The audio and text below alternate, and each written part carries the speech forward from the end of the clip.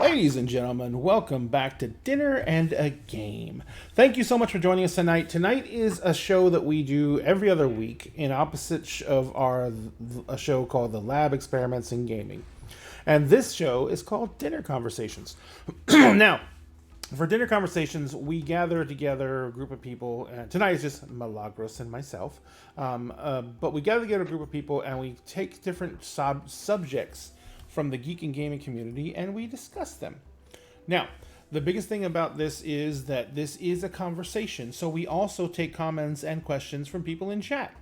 So if you guys want to speak or say anything, just say it in chat. I can see the chat, and hopefully Milagros has hers up. If not, I can just relate the questions. If you have any specific questions for myself or Milagros, feel free.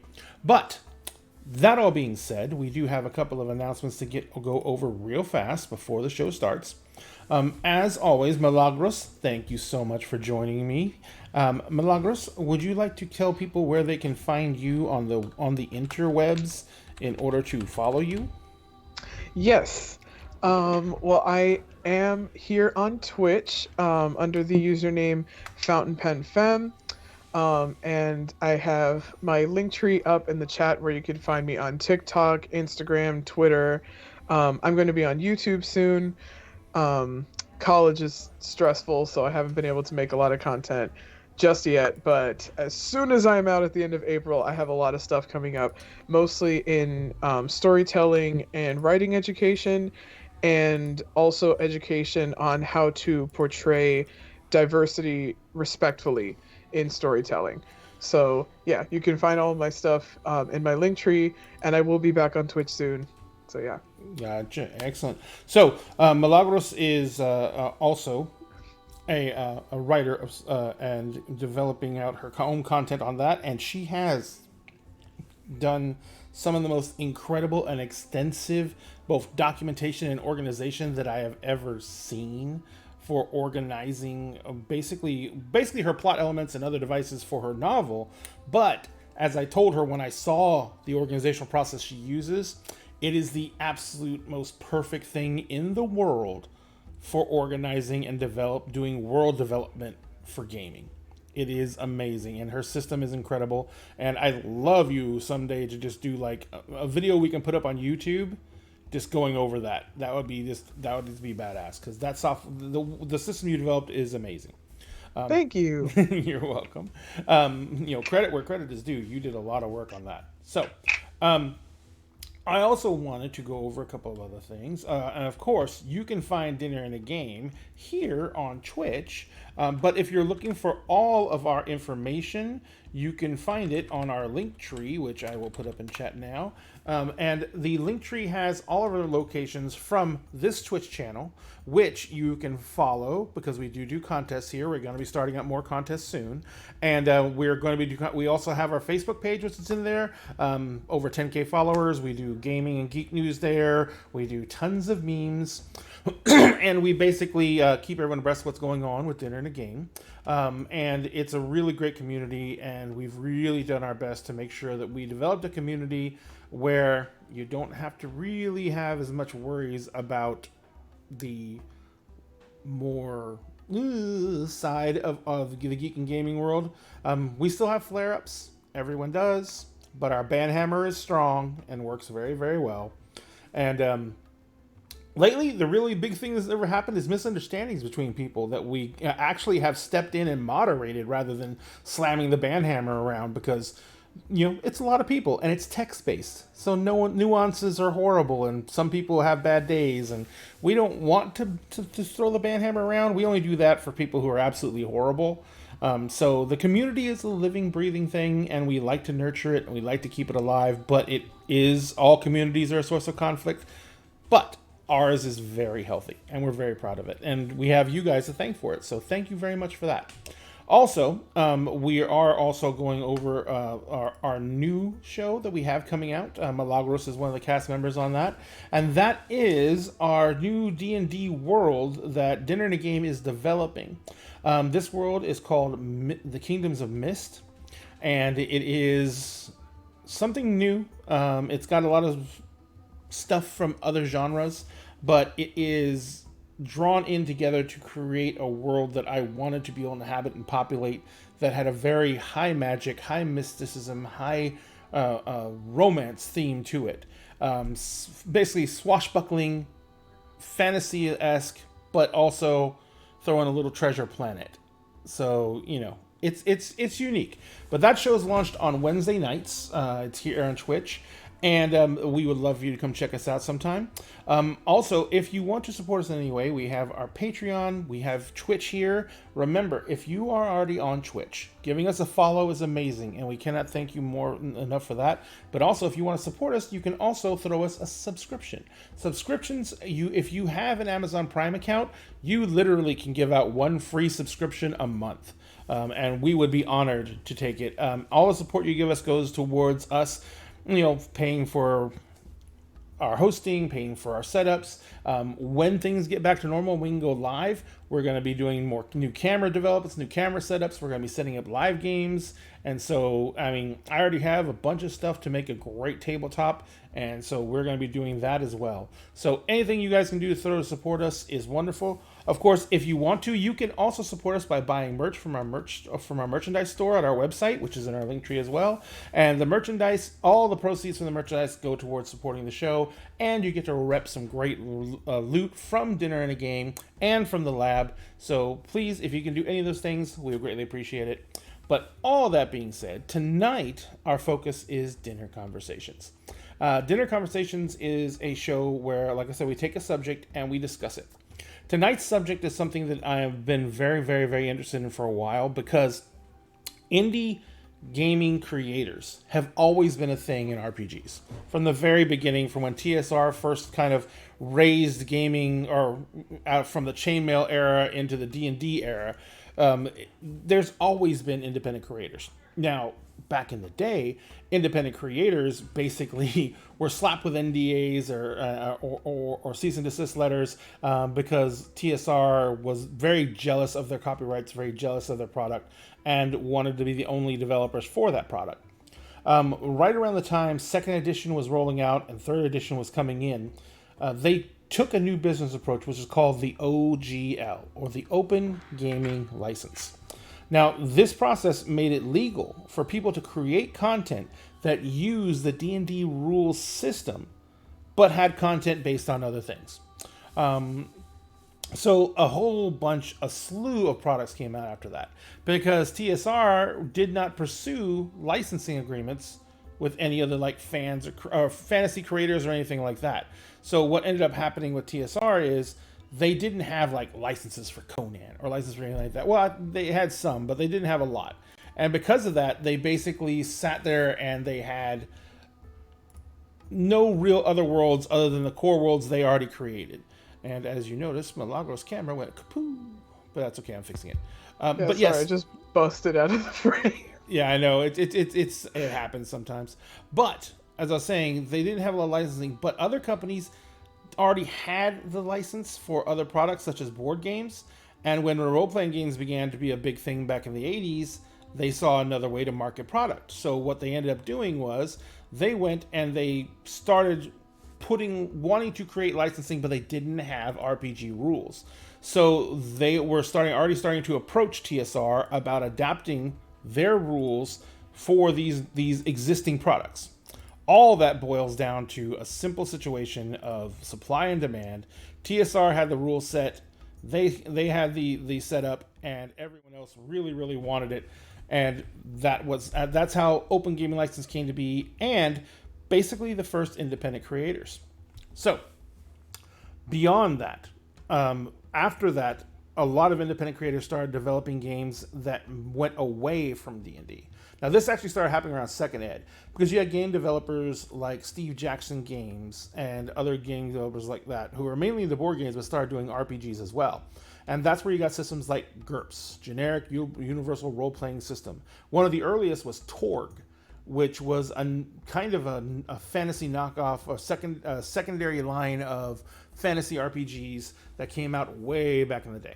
Now, all RPGs started out from war games. They were they were reality simulators. They're reality simulators.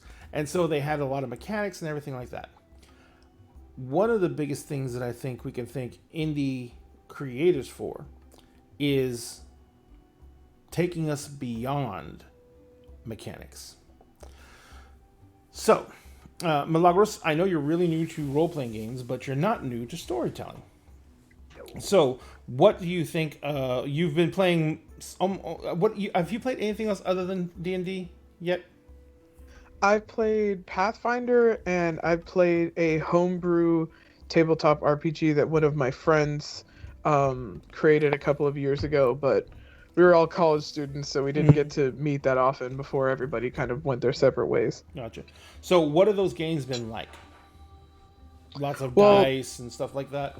Yeah, all of them involve dice, which after my first encounter with them in like the homebrew game that my friend was running, I actually did start incorporating into my own writing, because one way that you can kind of look at prose writing, especially in terms of like fantasy and stuff, is you're just role playing with yourself. That's what you're doing.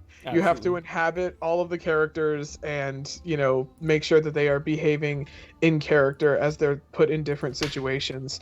And when I was writing action or fighting scenes and wanted them to be a little bit more randomized, I would start using dice. My sister bought me this set that I would use mostly just a six-sided dice and decide, like, okay, do they hit or miss? Do they, does this action go the way they want or not? So that I could, keep my scenes feeling spontaneous and not too terribly planned, because I can go really overboard when it comes to planning stuff. And that can make things start to feel stiff and like kind of boring if you know where everything's going. So I think that I am a huge fan of the collaborative aspect of role-playing and the collaborative storytelling that it makes possible. I think that's awesome, and one of the reasons that I've been wanting to role-play for so long is that I'm like, this is perfect. It's writing a story with other people. It's awesome. Now, one of the big things that indie RPGs have brought about, it's brought about, number one, a variety of different mechanics that are available to the players. And there is also degrees of mechanics. In fact, we have terminology for them. When a game is built out to be like a real focused reality simulator, it is said to be crunchy. And crunchy just means it's a lot of rules, a lot of stuff to step on. You get stabbed in the bottom of the foot a lot. You trip over a lot of stuff, because a crunchy system is by its design to try and do its best to simulate what the world is doing. One of the biggest games that is one of the crunchiest games I can think of at the top of my head is a game called Rolemaster. Now, Rolemaster has a nickname. Sorry, 1 second. I'm dying for some reason. I was like,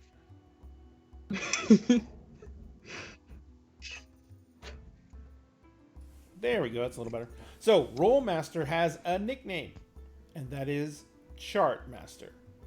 When you start playing Rolemaster, there's literally a 3-ring binder that they would sell with the pages of charts already in it. And you rolled percentile dices, and you went to you rolled an initial chart, and it went to page whatever, flip to that page. This is what your character is, race. And then it broke everything down. Literally, Rolemaster was such a detailed game that you could die in character creation. Your character could die before you hit the table. First time I tried to play Rollmaster, my character, because it creates a backstory, it creates everything based off these charts. My character was disabled, lame, because I had taken an arrow in the leg. This is how detailed it is. It had gotten infected, and I could not really use my right leg. I had to limp with a cane or a crutch. Oh my god. It was like that. Rollmaster is that detailed, and literally in Rollmaster, one fight and you can die.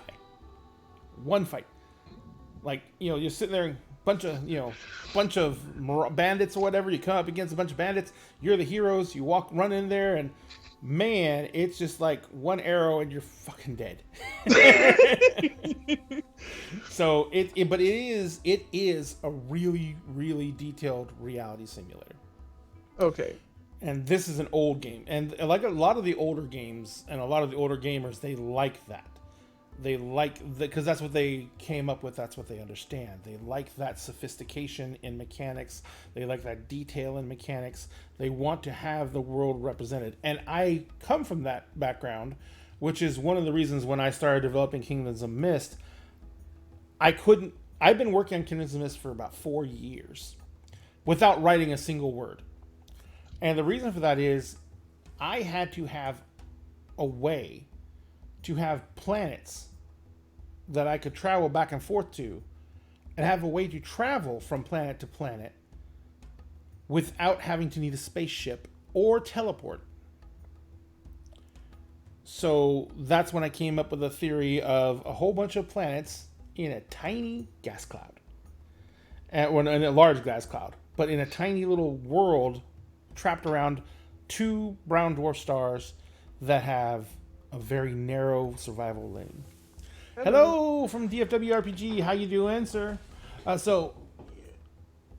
Yes, simulationist versus gamist is the terminology in the argument as well.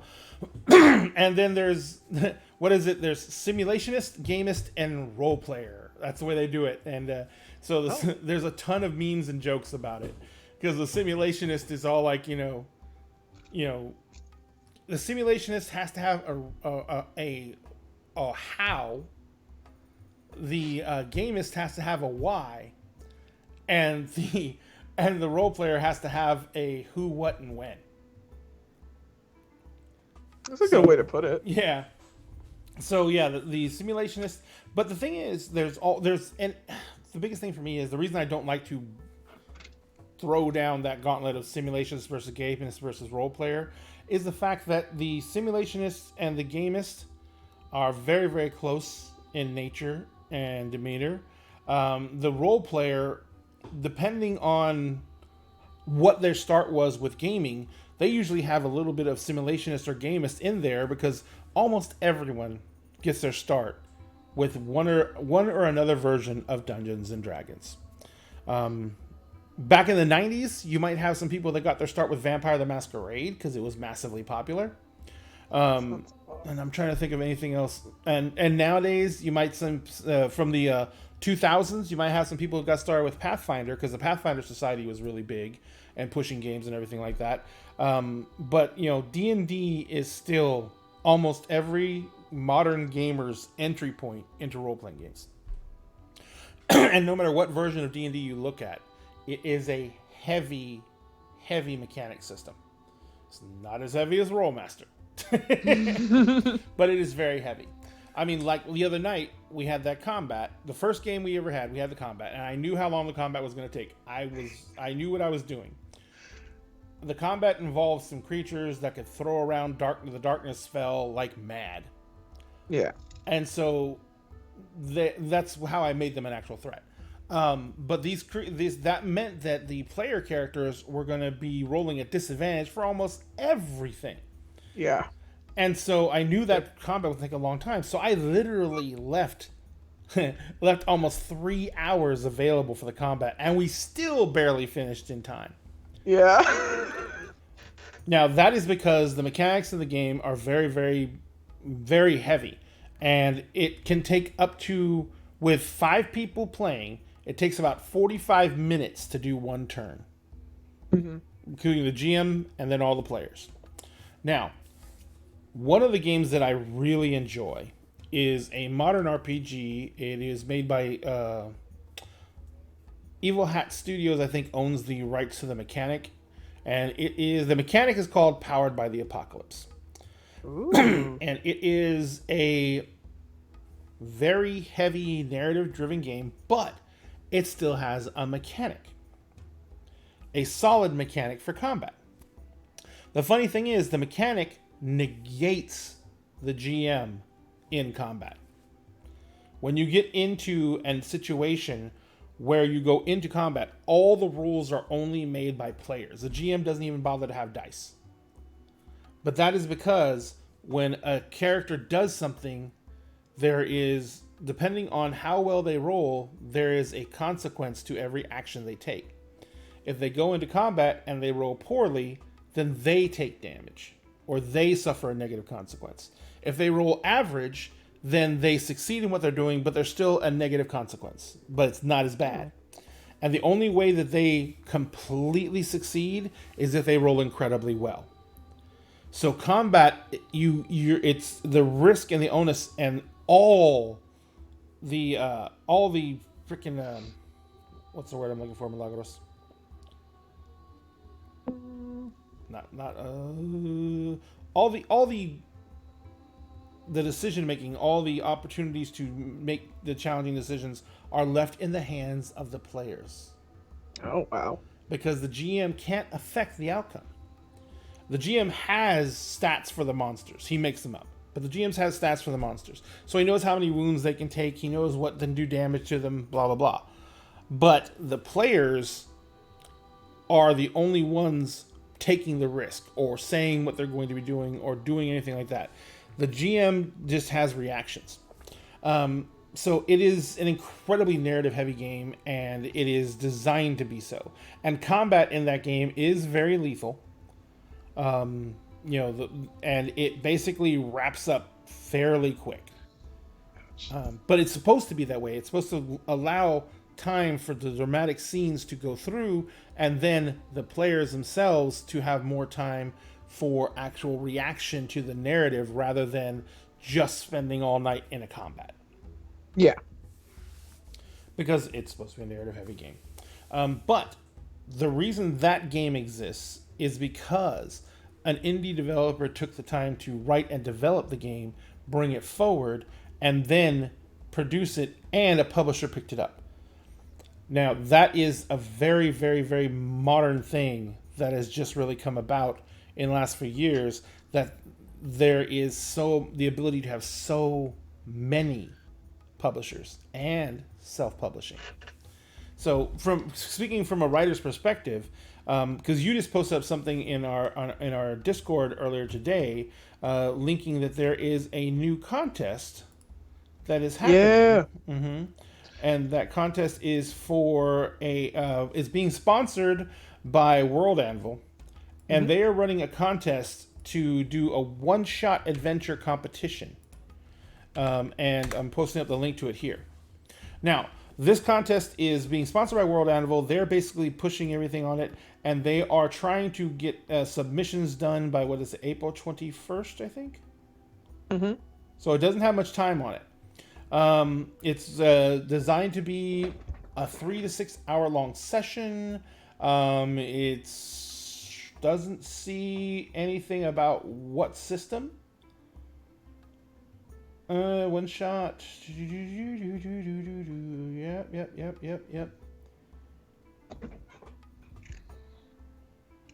Yep, that's it. So they're looking just to see someone who can develop a one-shot game, and they're going to be producing that one-shot for the author. So the basic... Oh, it's going to be under the OGL, so it's 5e. So it's going to be under the OGL and it's 5e. Hey, Fox. Rider. So, yeah, you have until April 30th to submit your answer. And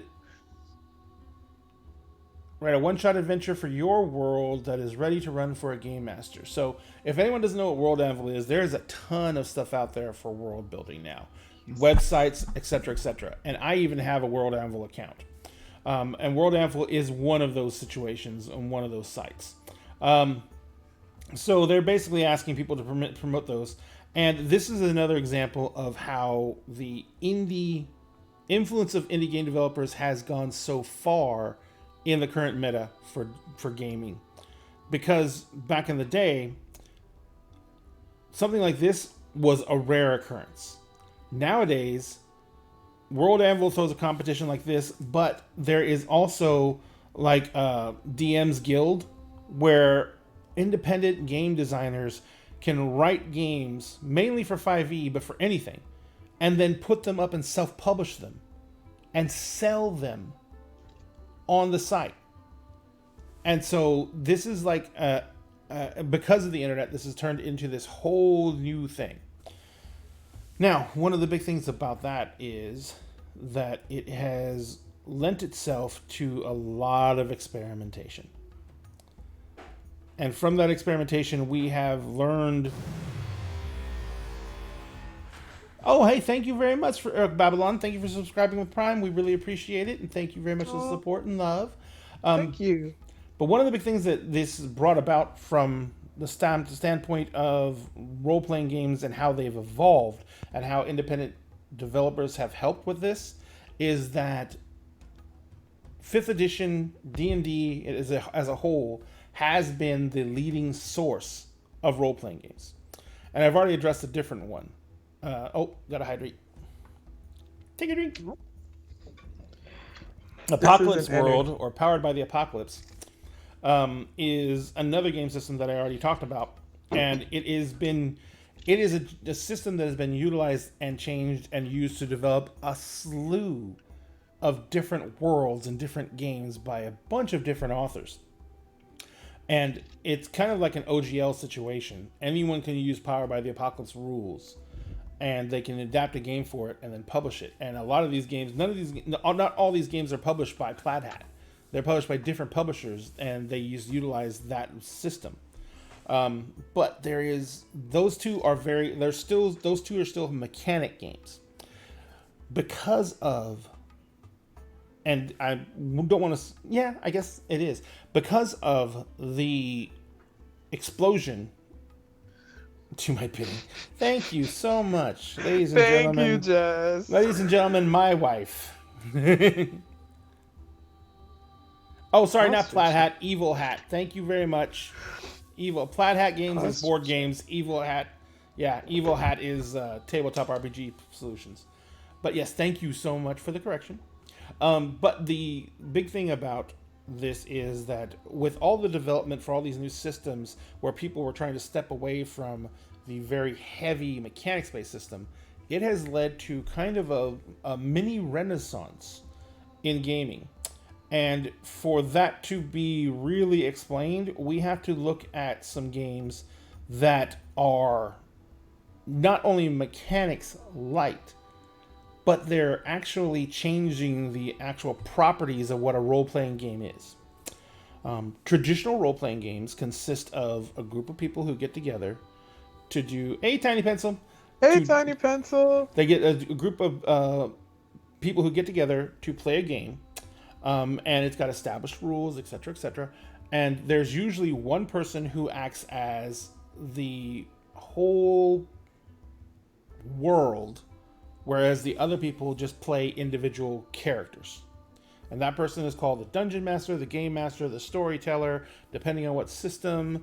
But that has been the traditional mechanic for gaming for 30 years, maybe 40 years now? Probably 40 years. In the past, probably 10 years, but really concentrated in the past 5 or 6 years, there has been a there has been a very strong push to heavy narrative games that have no fixed game master. These games are incredibly detailed in their ability to create a narrative rather than just a story. Okay? And the reason that I say that is a lot of RPGs and role-playing games, there's a GM who's telling a story.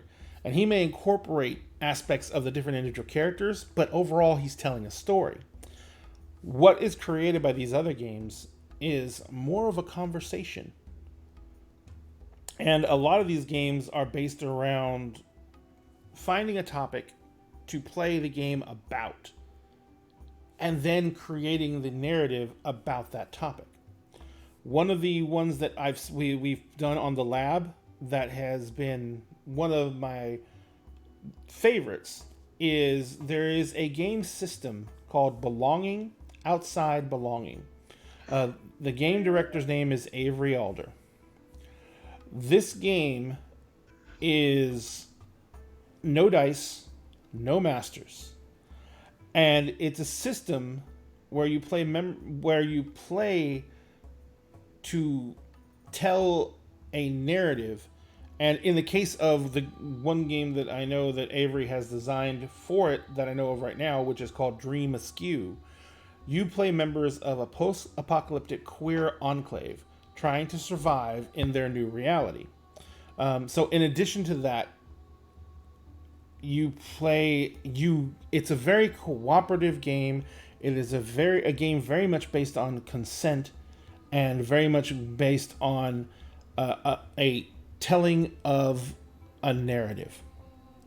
So, because of that, there is a lot of story manipulation done by the individual characters, such as one of the ways they do that is each player picks an antagonist force in the world, and they portray that force as well as their individual character. So all that comes back to, but as they tell it, they are building the narrative for each scene based around their interpretation of the outside force and then the input from their fellow players as they try to build the narrative. And then once they've agreed on what the scene is going to be about, then they pick who's going to be in the scene, and then they role play out the scene. And based on the outcomes of the scene, then that affects how the narrative continues on. So it's a complete conversation that develops a complete story, and there's no one person directing or pushing the story. It is all about them coming together as a group and fulfilling that story as a complete and cooperative system. Whereas in a lot of the other games, especially if you look at mechanic-heavy games like Dungeons and Dragons, you can get a lot of situations where you can almost have an antagonistic relationship between the dungeon master and the players. Well, Fox, D&D is a game for you. Yeah. But yeah, today's topic... Oh, you got here late. Today's topic is we're talking about indie RPGs and how they have been influenced by and have influenced the meta of the RPG world. And by meta, we mean how RPGs are played, how RPGs are understood, and how RPGs are related to by the people who play them. And we started out the show by talking about the heavy mechanics, heavy games that role-playing games started out as. Now, one of the first inklings that this trend of going over to narrative games came from a game called Amber. Amber was based on a series of novels, which was written by an author named, I do believe, Roger Zelazny wrote them. Let me read it. And it's a series of novels called The Chronicles of Amber. And it's a very detailed situation, but and let me see who wrote them. I want to make sure I'm giving credit to where credit is due. Yeah, Roger Zelazny. Now,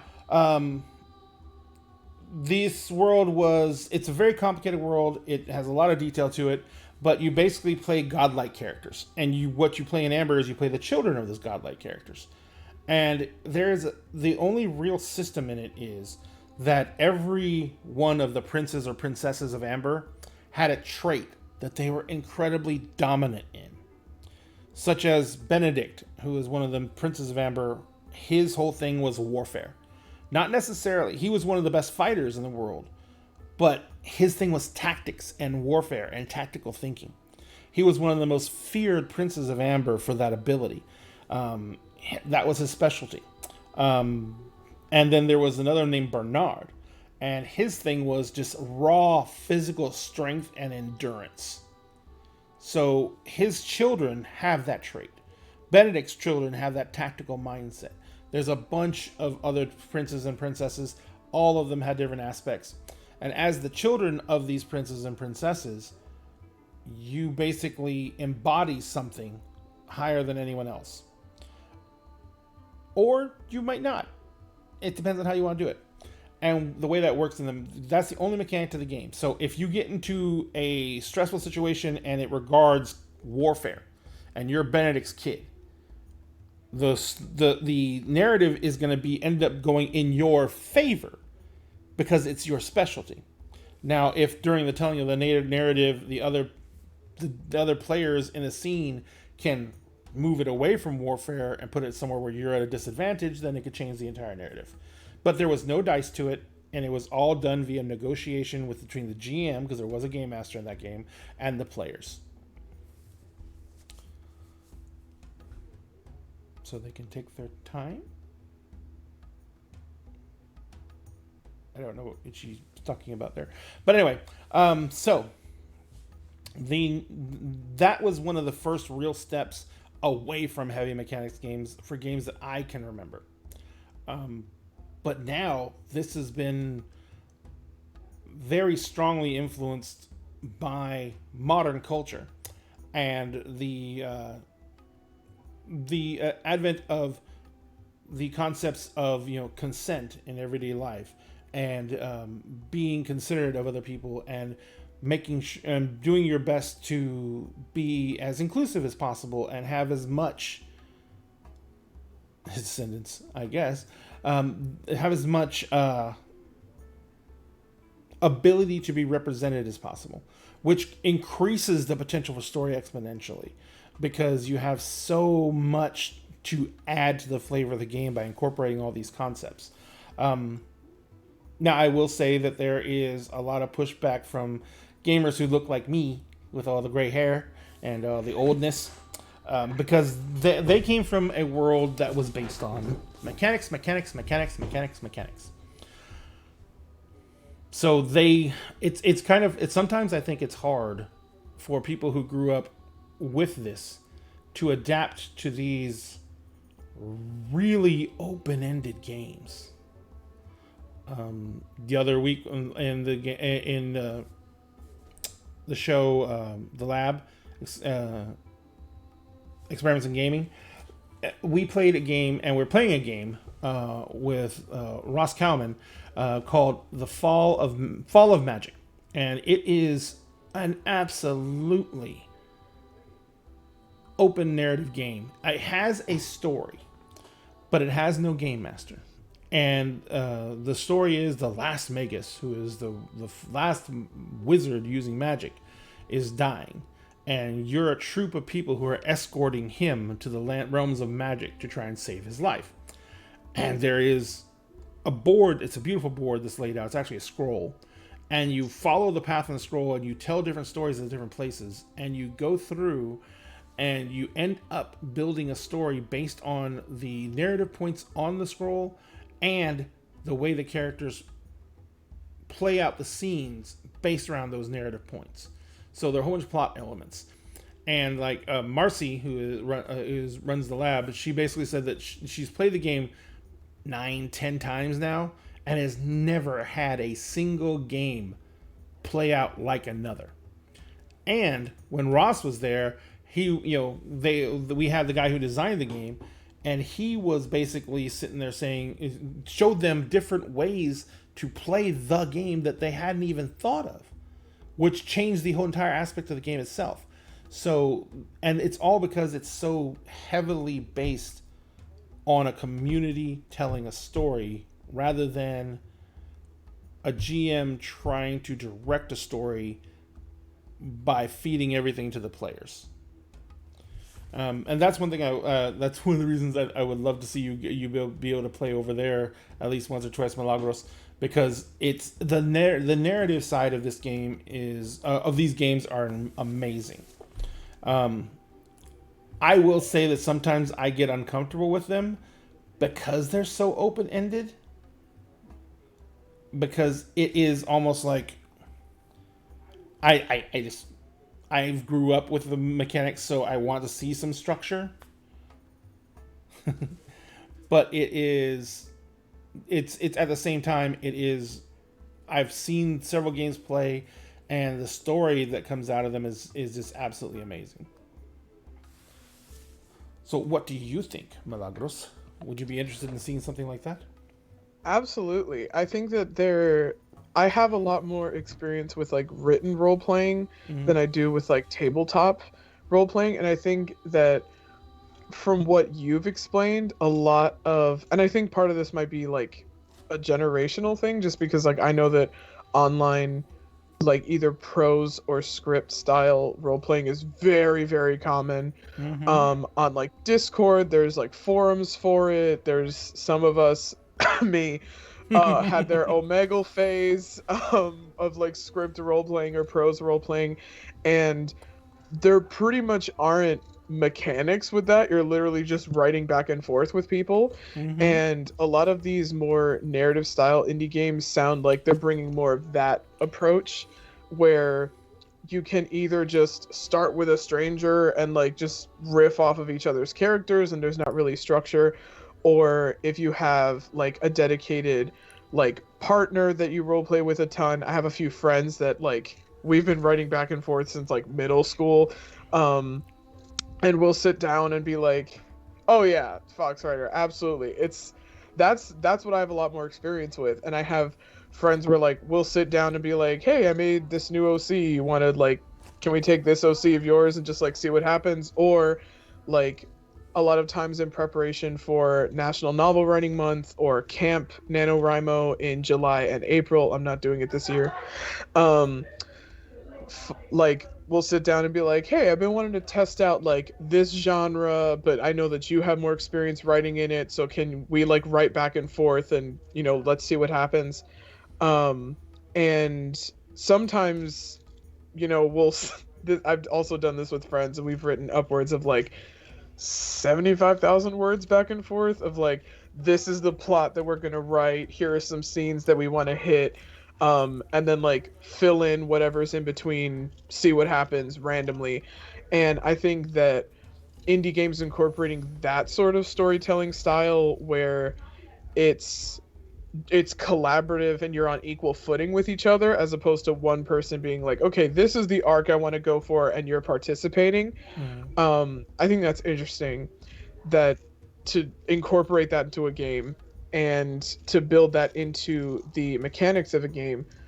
Oh yeah, no, written roleplay is what I have a lot more experience with. And I mean, when I shifted to doing like prose writing novel length stuff on my own, I was like, this is just role playing by myself. That's what it is. That's what being an author is.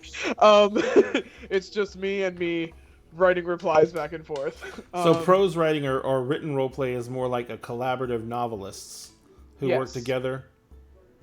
Yeah, and the usual rhythm is like, just one person writes a reply, the other person writes a reply back and forth.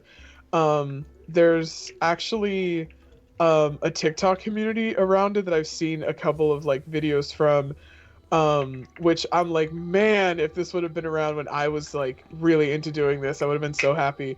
But there's like, you know, instances where like you write a super, yeah, the rhythm will change a lot between who's writing with who. Like if you are both experienced writers, then you get scenes where it's like, a page long reply and the other person writes a super long reply, and then you go back and forth, versus like, maybe your character is leading a scene more than the other person's character, so you write a super long reply and then they write you like a sentence.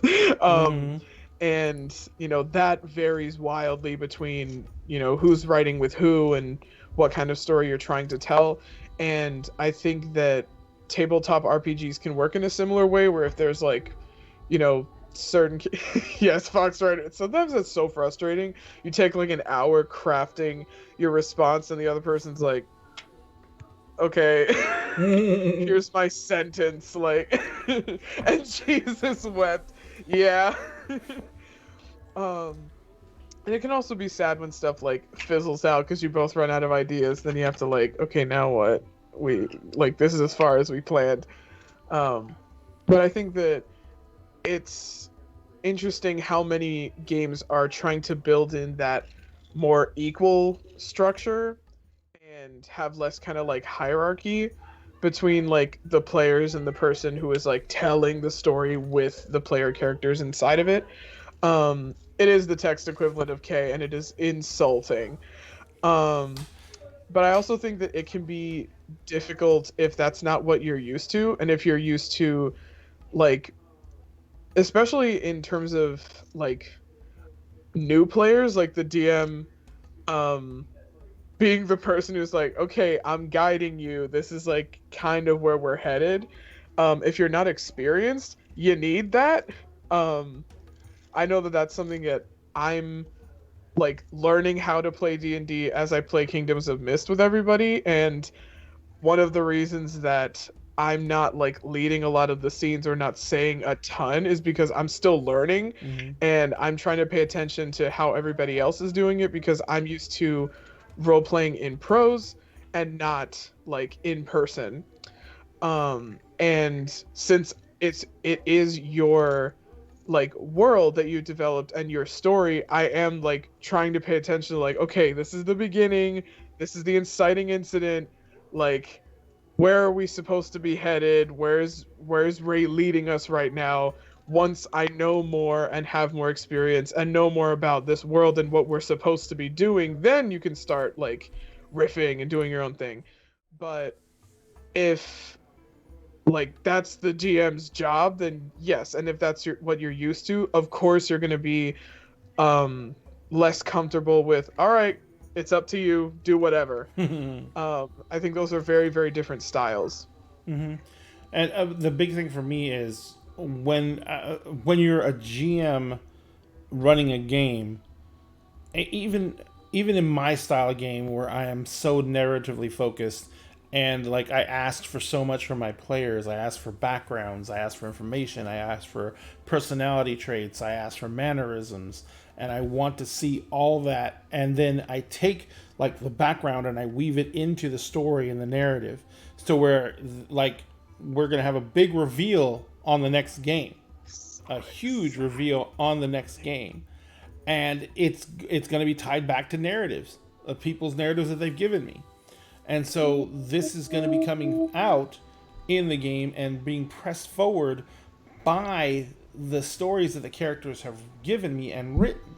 So that's a big thing for me because I as a GM I want to keep you engaged in the story and keep your part of the stories to be as just as important as the plot, or in the case of my writing style, part of the plot.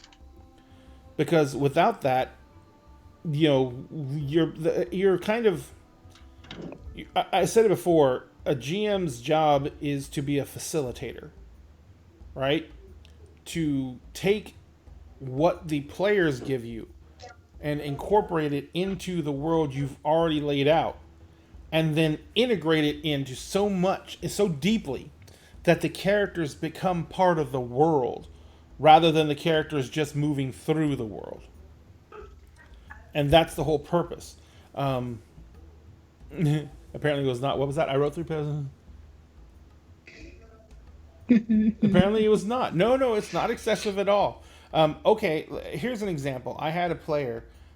He was amazing at creating backstory.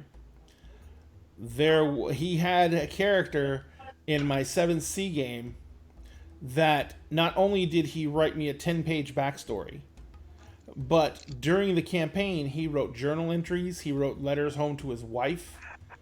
The narrative was ongoing. He wrote stories of what happened to his characters before they joined the party, outside of his background story, and he would give me it because that is the type of thing that I want to see. I know not everyone will do it to that point, but if I can make people think about what happened to their characters, where their characters came from, what the motivation is, and how that affects them now from where they came from, That is what I love to have happen.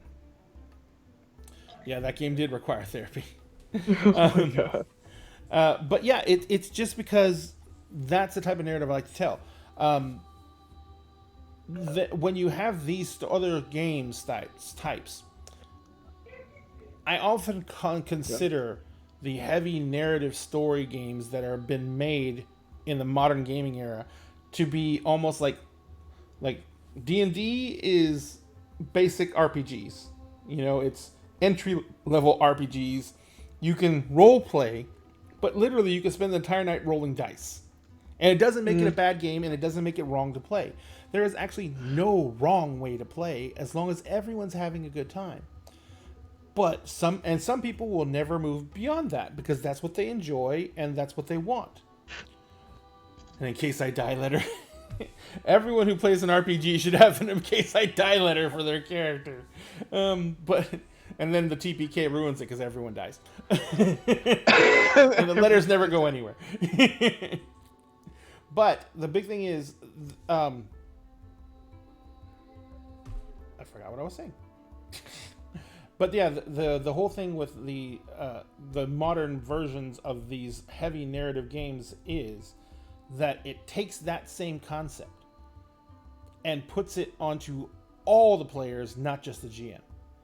Everyone is responsible for the story. Everyone is, and technically in modern games, in regular RPGs, everyone should be responsible for the story. The GM is not should not be the only one moving the story forward. And I did play a lot of games like 7C and stuff like that, written by John Wick, which are games that are heavy into that type of narrative being the focus instead of, you know, the big bad, or well, the big bad's still there, but you know what I mean. Instead of the GM's narrative being the only focus, it is the story that the group makes and the group tells. But the modern ones, I consider those to be, like I was saying, D&D and stuff like that is RPG light because you can just take it as a mechanics game and play it. You can literally turn it into a board game. They did several they times. did. Yeah, I have a bunch of them. They're great. They're fun. It's great to sit down and do a dungeon crawl for a night. You know, they're fun. Hack and slash. No real thinking about it. Just, you know, do what you're gonna do and be. You made my GM cry. Yes, yes, I cried. God, she always has to bring that up. I would cry. But That just means you got into it. yeah, it's supposed to be. That's supposed to be what it is. It's supposed to be, you know, there should be crying. There should be anger. There should be stress. There should be, you know, all those. Okay, in what I enjoy, there should be that. There should be joy.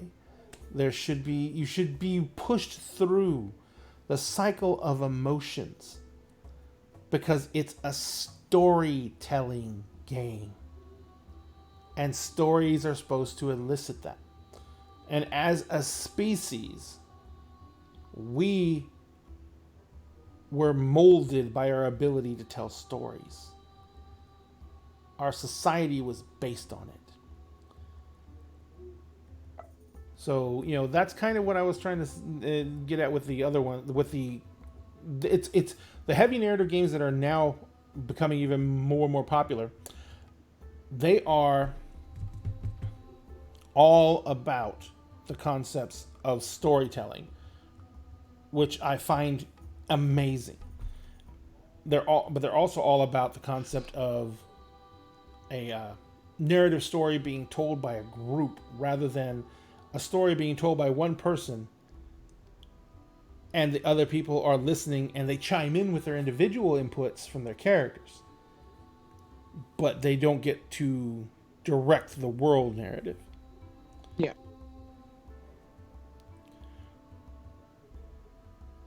Yeah, in Tiny Pencil, it was not just history and narrative history, because of course, written language. What was written language developed 10,000 years ago, roughly? They think, with Yeah. in Babylonians. So not Babylonians, Byzantines, the Byzantine Empire. No, it wasn't the Byzantine. That's too recent. I'll remember it when I don't need it. Mesopotamians? It might have been the Mesopotamians, But and of course, in the Chinese cultures, it was also developed very early too. Um, but yes, written word was not a big thing. The Egyptians used hieroglyphics. The Mesopotamians used pictograms. The Chinese are the first ones that have a real alphabet character language. Sorry, that was a weird noise. But yeah, we didn't have written language, so everything we could do and find was tell stories and pass those stories down to our children. In the Norse culture, they were called skalds, and they went from village to village, and they literally, I guess you say, made their living by coming back and telling the legends and stories to the villagers. And they would be put up for the night and given room and board in order that they would stay around the fire and tell these tales, these epic stories of the gods of old and the heroes of ancient times. And the position of skald was common in a lot of different societies. But what we're having here is we're all skalds. We're all storytellers, and we're all joined together to tell a narrative and be part of the narrative. And it just becomes unique because instead of having a story to rehash and retell over and over again, we are making new stories and new narratives. And so that's one of the big things about it that is drawing so many people in. Yeah, having time to read Tiny Pencil was a luxury. Oh yeah. Yeah, most people work from dusk to dawn and were so exhausted by the time dusk came around, or from dawn to dusk, I should say, and were so exhausted by the time dusk came around, they had no energy to read or, light. Oh, so Milagros, as a current and future novelist, because you're working on your novel, what do you think about these concepts from the point of view of a writer, someone who might develop the next story? Well, I mean, I always love thinking about how just like one of my favorite things is that people have always been people, and Mm-hmm. that can mean, lots of things, but I mostly use it when I find out about historical stuff that's like hilarious and weird, or like just makes my heart swell. And whenever I think about like how much storytelling is just ingrained in humanity and the ways that we think and the ways that we are, just makes me so happy. Yep. Because even though late stage capitalism hates artists, um, and sometimes I get my feelings hurt by a creator of, or like a piece of media not seeming to respect artists at writers as artists, and respect that what we do is a craft. And especially if you are like participating in some storytelling medium, writers are necessary. A lot of stuff coming out where they're just like, oh yeah, we just didn't hire writers. I'm like, excuse me. You what? For your movie? So okay. I I do like to, well, how do I put this? I have been looking lately because the like project that I'm working on right now is a revival of something that I started in high school. I've been looking at the reasons that. Oh, I can't wait to get to the Stephen King level. I just want to live in a probably haunted, like refurbished castle and just churn out like 10 books a year. That's the dream.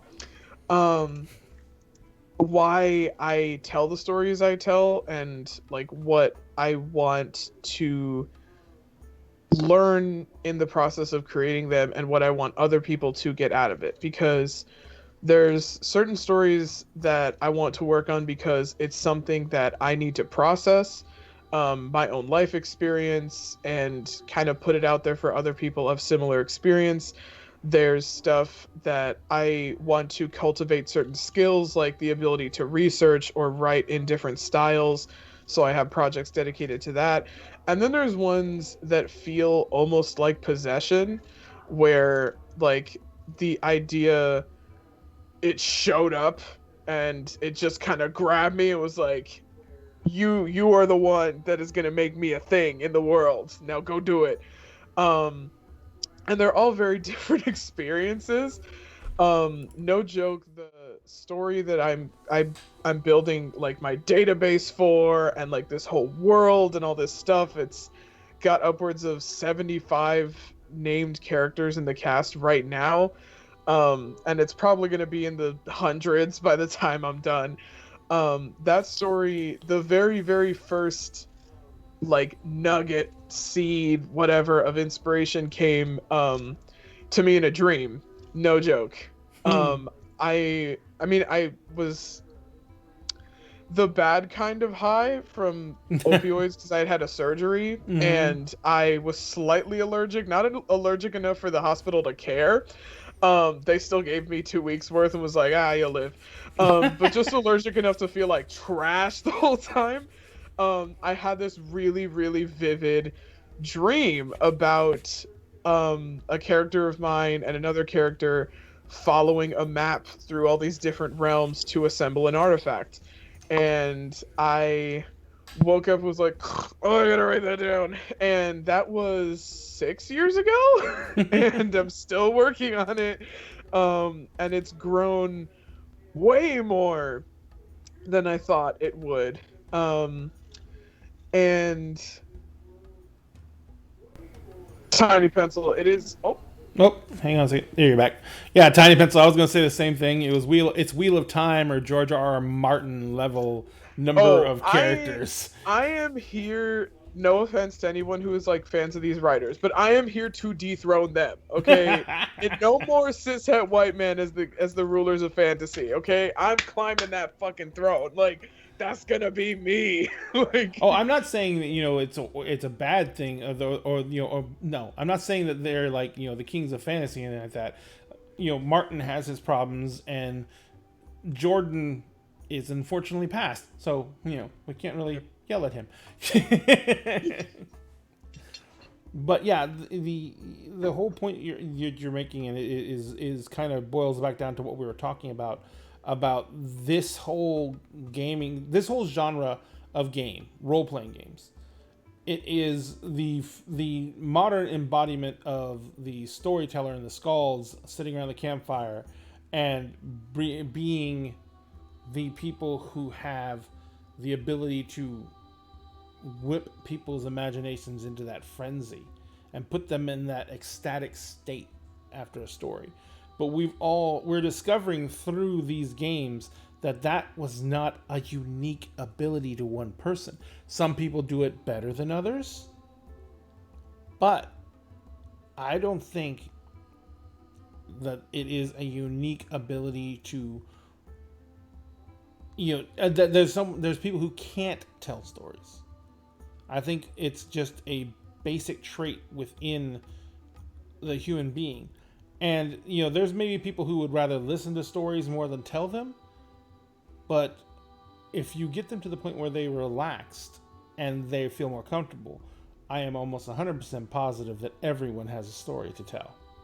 Absolutely. And it's actually that exact thing that's like what I want to center my content around, because I know so many people who have like, well, okay, I do believe that writing is a craft that has to be honed through practice, just like any other artistic skill. And I am a lot more annoyed by like people who will dismiss like when I tell people, I tend to have three kinds of reactions when I tell people that I'm like actively pursuing like being a author as like a career. And I just want to be just writing these books till I friggin' shrivel up and die. I want to be on my deathbed just like dictating the plot twist for like book 87. What either I'll have people who are like fans of storytelling and they're like, "Oh my gosh, like what's it about? What's your pitch?" Like I have lots of friends and coworkers, which I will be doing this in the server soon, where I'll be like, "Hey, do you want to be do you want to be like a character, because I have to populate these settings and plot points and stuff, and a lot of the time it's a lot easier for me to have other people make certain decisions, and I'll like put something together because to me that feels more real than like literally, I have been writing fan fiction since I was in the 8th grade. Okay, leave me alone. Or I'll have people that are like, "Oh, that sounds great. Like, I'd love to read what you write one day." Um, I'll have people who are like, "Oh, like I wish I could do that. I have these ideas, but like I don't know where to start." And I'm like, "Those people." I'm like, "Come here, come here. It's not nearly as difficult as a lot of people make it sound. Writing and storytelling is not an arcane, lost art form that you can only tap into if you have a muse. Like, no, anybody can do it. And I want to like create content that allows people to take those first steps with their stories, because regardless of whether you want to put it out there or you're just writing it for yourself, or like, you know, right now I have pretty much a fandom of me and my best friend that we've been writing back and forth to each other and messaging for 4 years straight about our stories. And she's actually become an integral part. She has a character in it who has a whole arc and like all this cool stuff. My least favorite reaction is people who are like, "Oh yeah, I'd love to write a book one day," and I'm like, "Oh really?" And they're just like, "Yeah, anybody can write a book." I'm like, that's where you're wrong. Yeah, that's not That's exactly. where you're wrong. Yeah. Like anybody, and this isn't me trying to be like a snob. This is, you know, me being like, listen, I'm 21, but I already have almost 10 years of experience in this, and I'm finishing my bachelor's degree in a year, and this is my passion, and it's something that I do all the time, and I have, you know, a shelf full of notebooks to prove it. Um, Anybody can tell stories. That's something that all of us have the capacity to do. But telling a coherent story that communicates what it's trying to communicate effectively to other people and conveys and evokes emotion, and all of this captures part of a character's experience, portrays people in a way that will resonate with others, that is very difficult. And that is where, you know, certain skills have to be honed. You know, you have to get good at things like description and dialogue and understanding how plot works. And that's the stuff that I also want to teach people, because I think that there are a lot of stories that like want to be told and have chosen certain people to tell them who don't think they can do it. Yes, I agree. Anyone can write, but people who are good at it and stick with it, because the other thing is like sticking with it. If you have an idea that is really needling you, again, I've been working on this idea that came to me in a Oxycontin riddled dream for 6 years. Yeah. And it's only now that I'm like, okay, I have to make a new map. I have to fill up another notebook with stuff that I'm probably not even going to get to use. I have to, you know, write 100 something articles fleshing everything out, because that is the way that it has grown, and that's not necessarily within my control. And that's the other thing, is that in RPGs, in prose, in web comics, in any kind of story that really wants to be told, it will grow completely out of your control. And in my opinion, that's one of my favorite points of the process. And that's when I know that a story is going to stick with me, is when it enters this phase of just like wild, uncontrollable development, where it seems less like I'm coming up with stuff and more like ideas are being revealed to me, and I just have to hope I can write them down fast enough to tell the story as it wants to be told.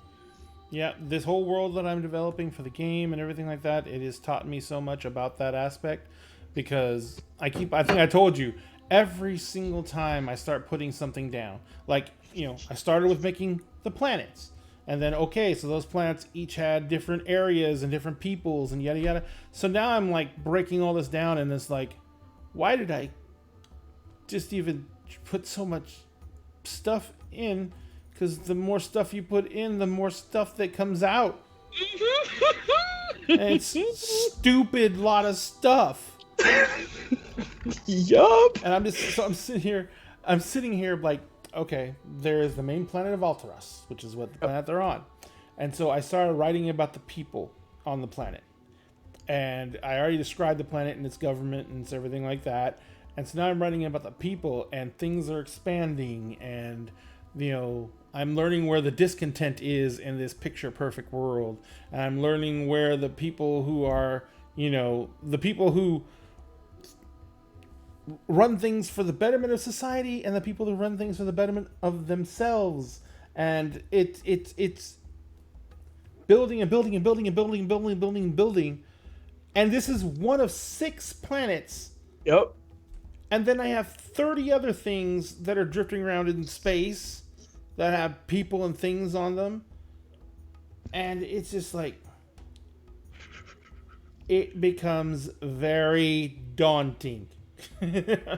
It's been described, I don't know if you got, yeah, absolutely, it becomes a living thing, and then it starts just busting out and being like, it just explodes.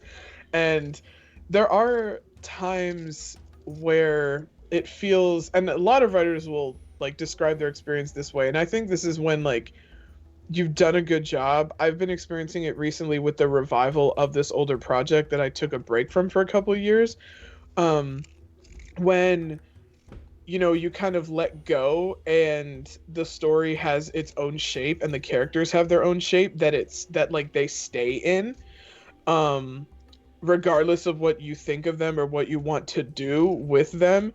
Like, I think you've done a great job at like building a character who is like a fully fleshed out 3-dimensional person when you are trying. Yes, when your characters screw you over and you're like, okay, this is where you have to go, and they're like, no, and you're like, well, it's in character, so fine, where are you taking me? And they just demolish what you were planning to do. Oh yeah, that's a mood. That's happened to me with a few characters I've made. And Fox Writer just said in chat, glares at one particular story in which the main villain turned out to not be the villain. Yeah, it happens. And like, I think I call it like the branching stage, where like everything's just branching off of everything else, and it just becomes kind of like infinite. Another way that I heard it described was in I don't know if y'all watched Black Mirror's Bandersnatch on Netflix. I have not watched it. That's like the choose your own adventure one, but one of the ways that they described that was like, oh, you're in the hole, where you're just kind of like digging through all of these ideas, and you start feeling overwhelmed and kind of trapped by them because you don't have control of the creation anymore. I personally like to call it the branching stage, just because like I see it as a good thing. I get excited when like I can't write stuff down fast enough. Again, that's when I usually start to develop a like emotional attachment to the story, and that's what I know will keep me going back to it. But I like, my main thing with like teaching people is I want to teach people how to get to that point. And then like, okay, awesome, this is kind of the best spot you could be in. It's like you have too many ideas. Like, perfect. Absolutely perfect. That means you have so much to work with. That means that like, this idea is starting to really like dig its way into your brain, and like it's gonna live there. And if I can help people like wrangle that stuff or organize themselves, or help take that entire notebook of ideas and help turn it into a plot or something like that, then that's where I hope to help. But I think that that's when an idea is like nice and juicy, when it starts to just develop a mind of its own, and it's like you're trying to sleep and your eyes snap open, you're like, oh my god, write that down. I think that's one of the other things about that brings me to the other point that I have, of kind of why I don't feel uncomfortable with the lack or the unstructured concepts of these newer RPGs, is because, you know, ADHD. I had to get these ideas out before they zoom out. Period. Yep. Yep. Yep. Absolutely. I think you're talking to two others right here. So- Yeah. But yeah, so the big thing is though that in these non-centralized storytelling mechanics, I think it becomes really difficult in my head to give up that control of a story to others. You know what I mean? I technically give it up every single time I run a game, because all of you make your own choices, and all of you throw loops, and the bank shot that shouldn't have made it, that changes the entire focus of the game. All of you do that. It never, ever, ever, ever stays the way I want it to. I'm always adapting to what the players do, but I'm still driving it. Yeah. And I look at these. I watch Marcy and the group play out, and I feel this like tug of war between the people telling the narrative. Who's gonna get to make the next decision? And there is mechanics in that for that. Like one person sets the scene, builds out the narrative, and then everyone else has characters, and then they pull the characters they want into the narrative, and then they role play it. Right? So it's still kind of the same thing. But it's like, but then I only get to do one scene? I only get to control one scene? I get to play in the other scenes, but I only get to control one scene. I want to control all the scenes. Yeah. And you would think that, like, if you're a prose writer, like, oh, then you get to control. Absolutely not. Nope. Then you don't even get control over the little voices in your own head. Then they go wild too.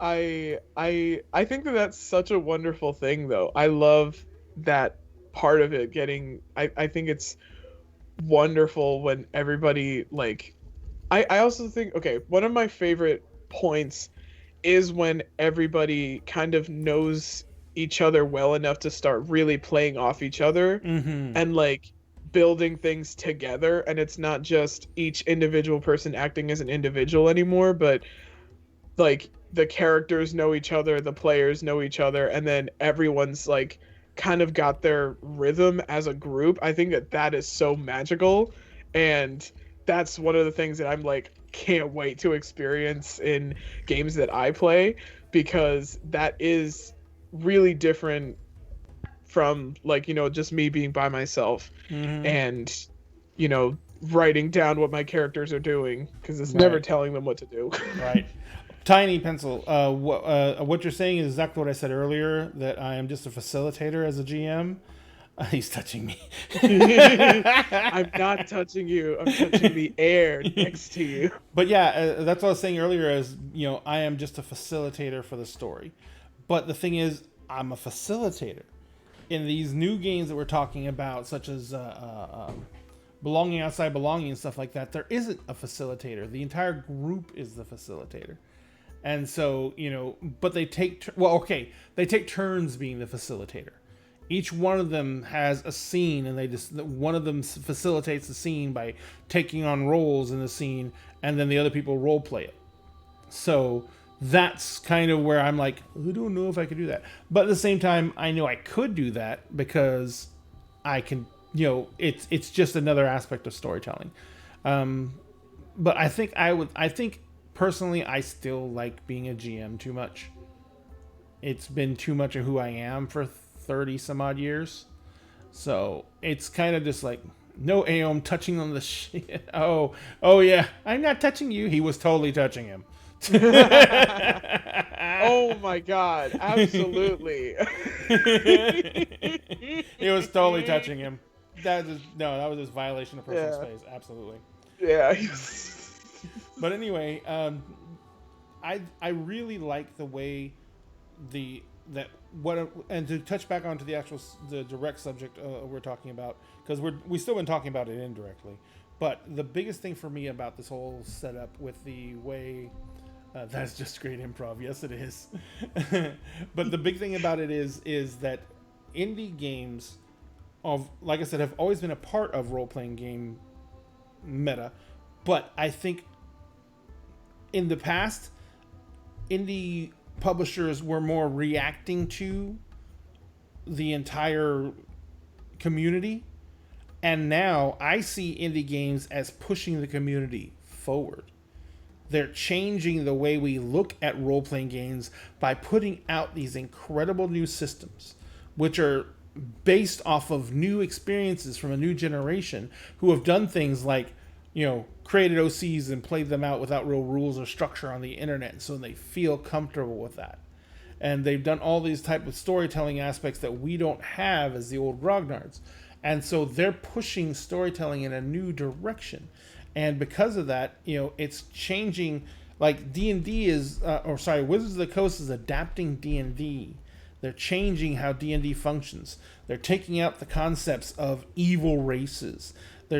I'm pretty sure that alignment is dying. I'm hoping it's gone.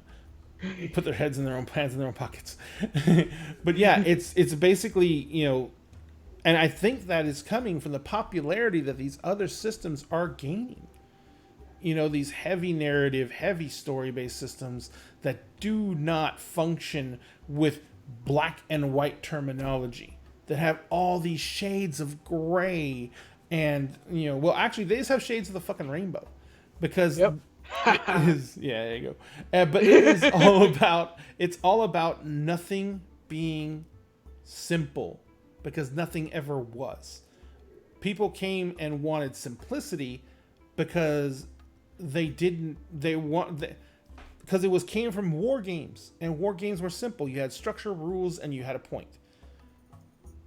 We're not doing war games anymore. We're storytelling. And that is a completely different animal. So I really see this era bringing about something that's going to change how people look at storytelling as a whole, both from the perspective of authors and how they write and how they conceive of writing, and gamers and how they play characters and how they play games.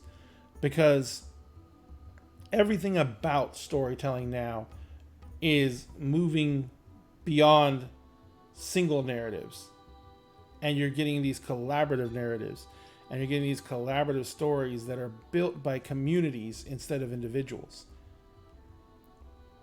I would really love to talk on alignment. It sucks. Welcome to my TED Talk. Welcome to my TED Talk. Alignment sucks and it's stupid. Alignment and sucks I can't wait and till it's it horrible. And it's the one thing about 5e and any version of D&D that I always go, see this whole system, see this whole mechanic. Yeah, fuck that shit. Get it out of here. It's horrible.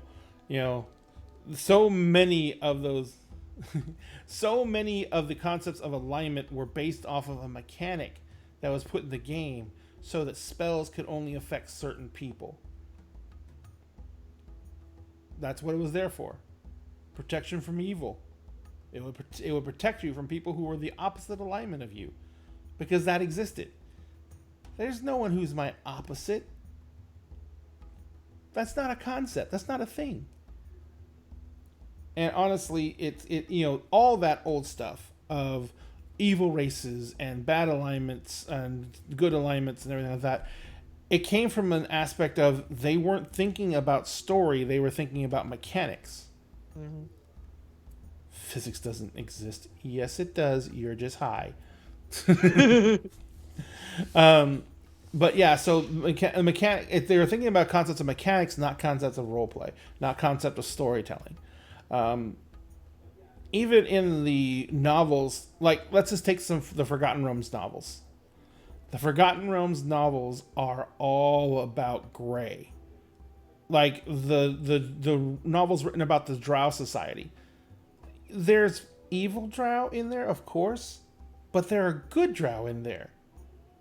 And they're not supposed to exist because the drow are supposed to be an evil race, but there's good drow. And I'm not just talking about the one good drow that everyone knows about from the most popular novel series there. I'm talking about other drow that are good. And if they were a truly evil race, that wouldn't exist. You know, I've seen goblins being depicted as, you know, tortured souls rather than evil little sniggets. You know? And there's just a whole flurry of things that are not concepts that fit anymore in storytelling games. Maybe doppelgangers. Well, that's kind of what the whole concept of alignment is. You know, chaotic good is, you know, diametrically opposed by its corner alignment, which, what is hell's chaotic good's over here, so that'll be lawful evil. So chaotic good and lawful evil butt heads, you know? And everything circles around neutral. So it doesn't make any sense. It's not a realistic concept. It's not a realistic situation. Young archetypes have been disproven for about 40 years. So... Oh my god. It would be a great topic that I will happily it'll just be me screaming for like 2 hours. What's that? Joseph Campbell loved Freud way too much, and I know because I read Hero with a Thousand Faces and like multiple essays of his in a book that I got that is entirely his work cover to cover. And I am this close to also making my own version of the hero's journey that is not just Freud. Because oh my god, that would be my, this is dumb, get rid of it. Not necessarily everything in the hero's journey, but like some of this stuff has to go. Well, the hero's journey is not based just on Joseph Campbell. It's based on Greek storytelling. Yeah, but you know? And of course, there's huge problems with that. Don't get me wrong. Go ahead. Sorry.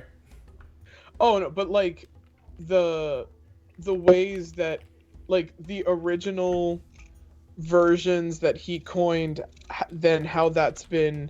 I mean, it's similar to how like modern fantasy is like the great, not even the great, like the grandchild of like Tolkien's fiction.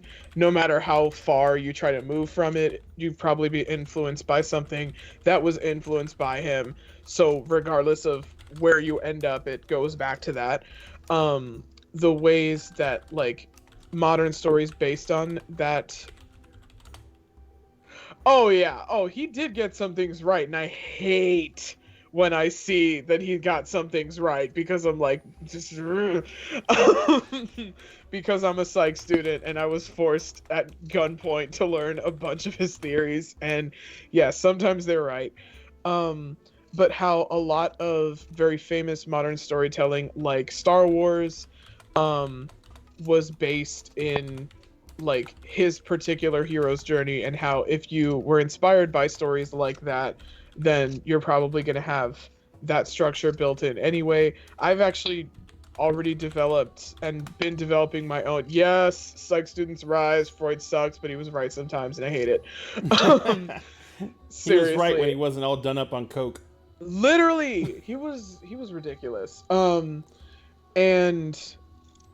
I am still in the process of trying to develop my own kind of structure for like action adventure and fantasy that has some basis in the hero's journey but still incorporates stuff like the story grid's approach to storytelling and other more modern takes that are not just, oh my god, Freud, you're so hot, I love you so much, you're so right, everybody wants to bang their mom. Like, seriously, it's a problem.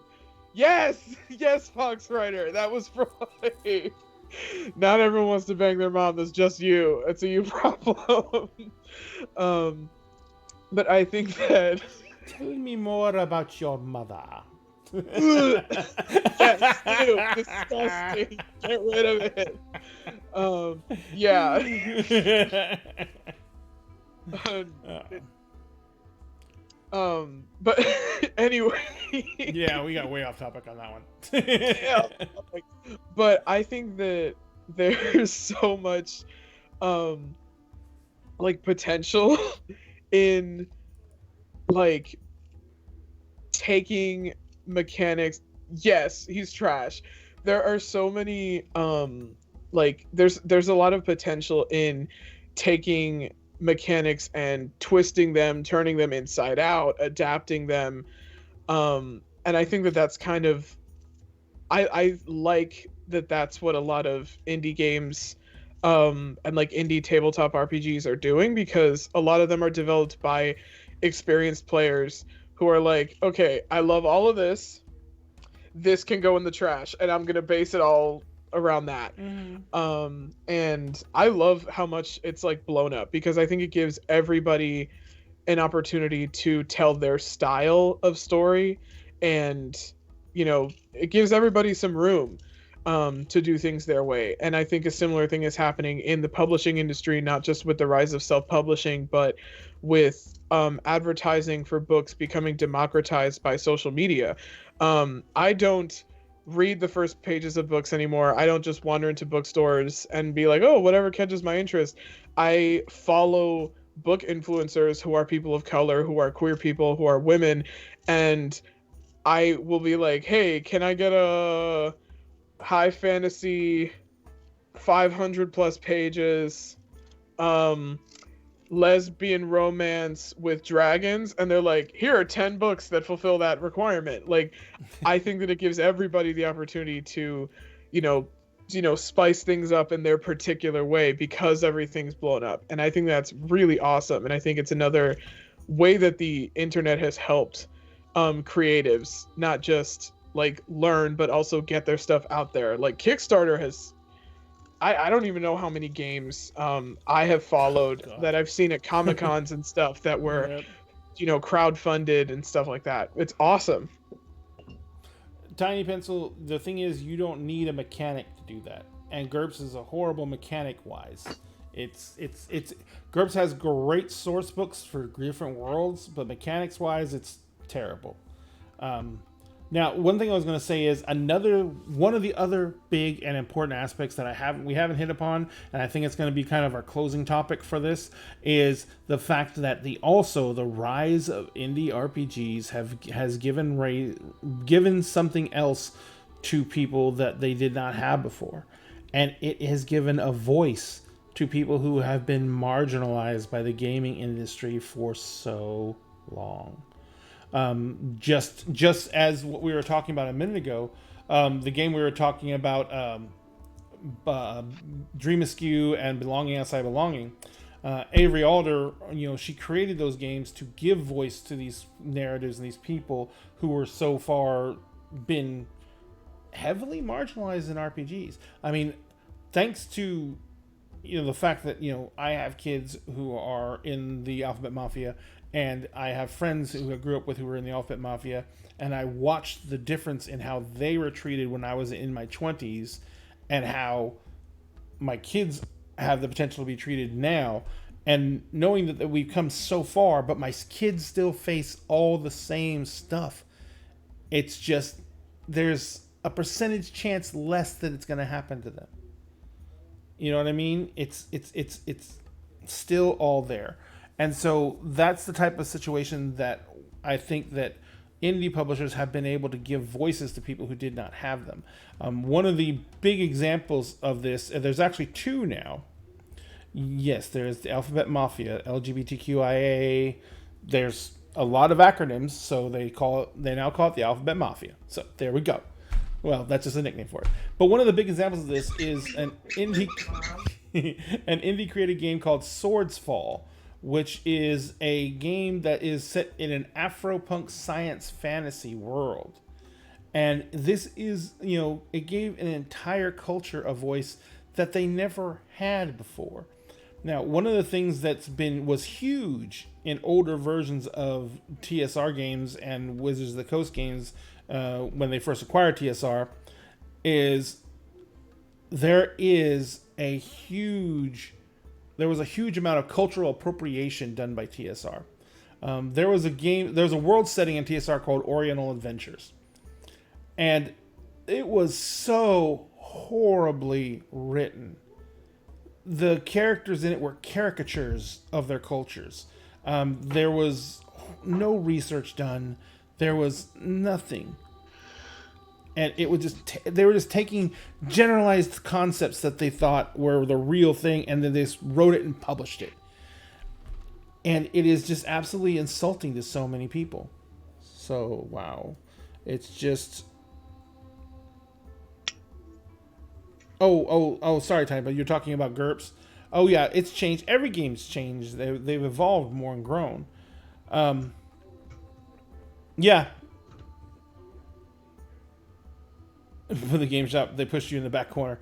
Yeah, and I understand that. I think I have the generic GURPS books back on the shelves as well.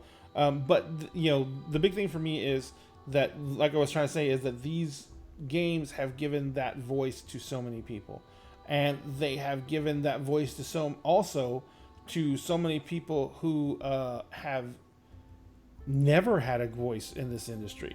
Like, there is a current Kickstarter that just funded, and let me see if I can find it. There it is. And it is called Coyote and Crow.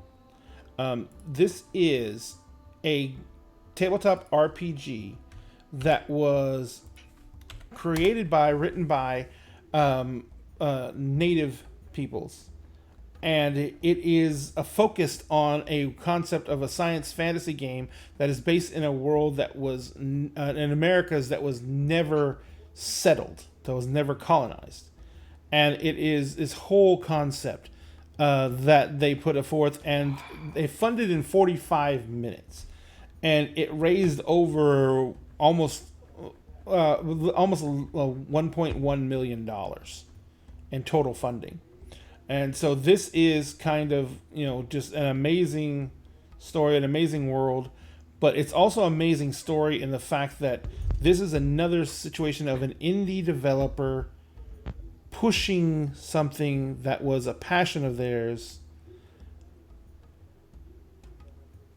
And it basically became this amazing story of triumph with an indie publisher, an indie developer being able to launch something that was created authentically and with respect to the cultures that was representing. And that's something that indie games are giving out now in droves. And I think that cannot be understated in its importance for the industry and for people at large. Because, and Tiny Pencil, you and I both fall into this category. This has, for the longest time, been the dominated presence of the CIS male. The white guy who sat around the game store with his other friends and played games, and yes, they were ostracized for doing it. But when they left that store, they were still white guys. When they left that game store, they could, at 12 o'clock at night, they weren't going to get pulled over just for their color of their skin and being out so late. And those experiences were never translated into RPGs. Those experiences were never translated into this because the majority of people who develop games were those same people. Now, this renaissance has brought,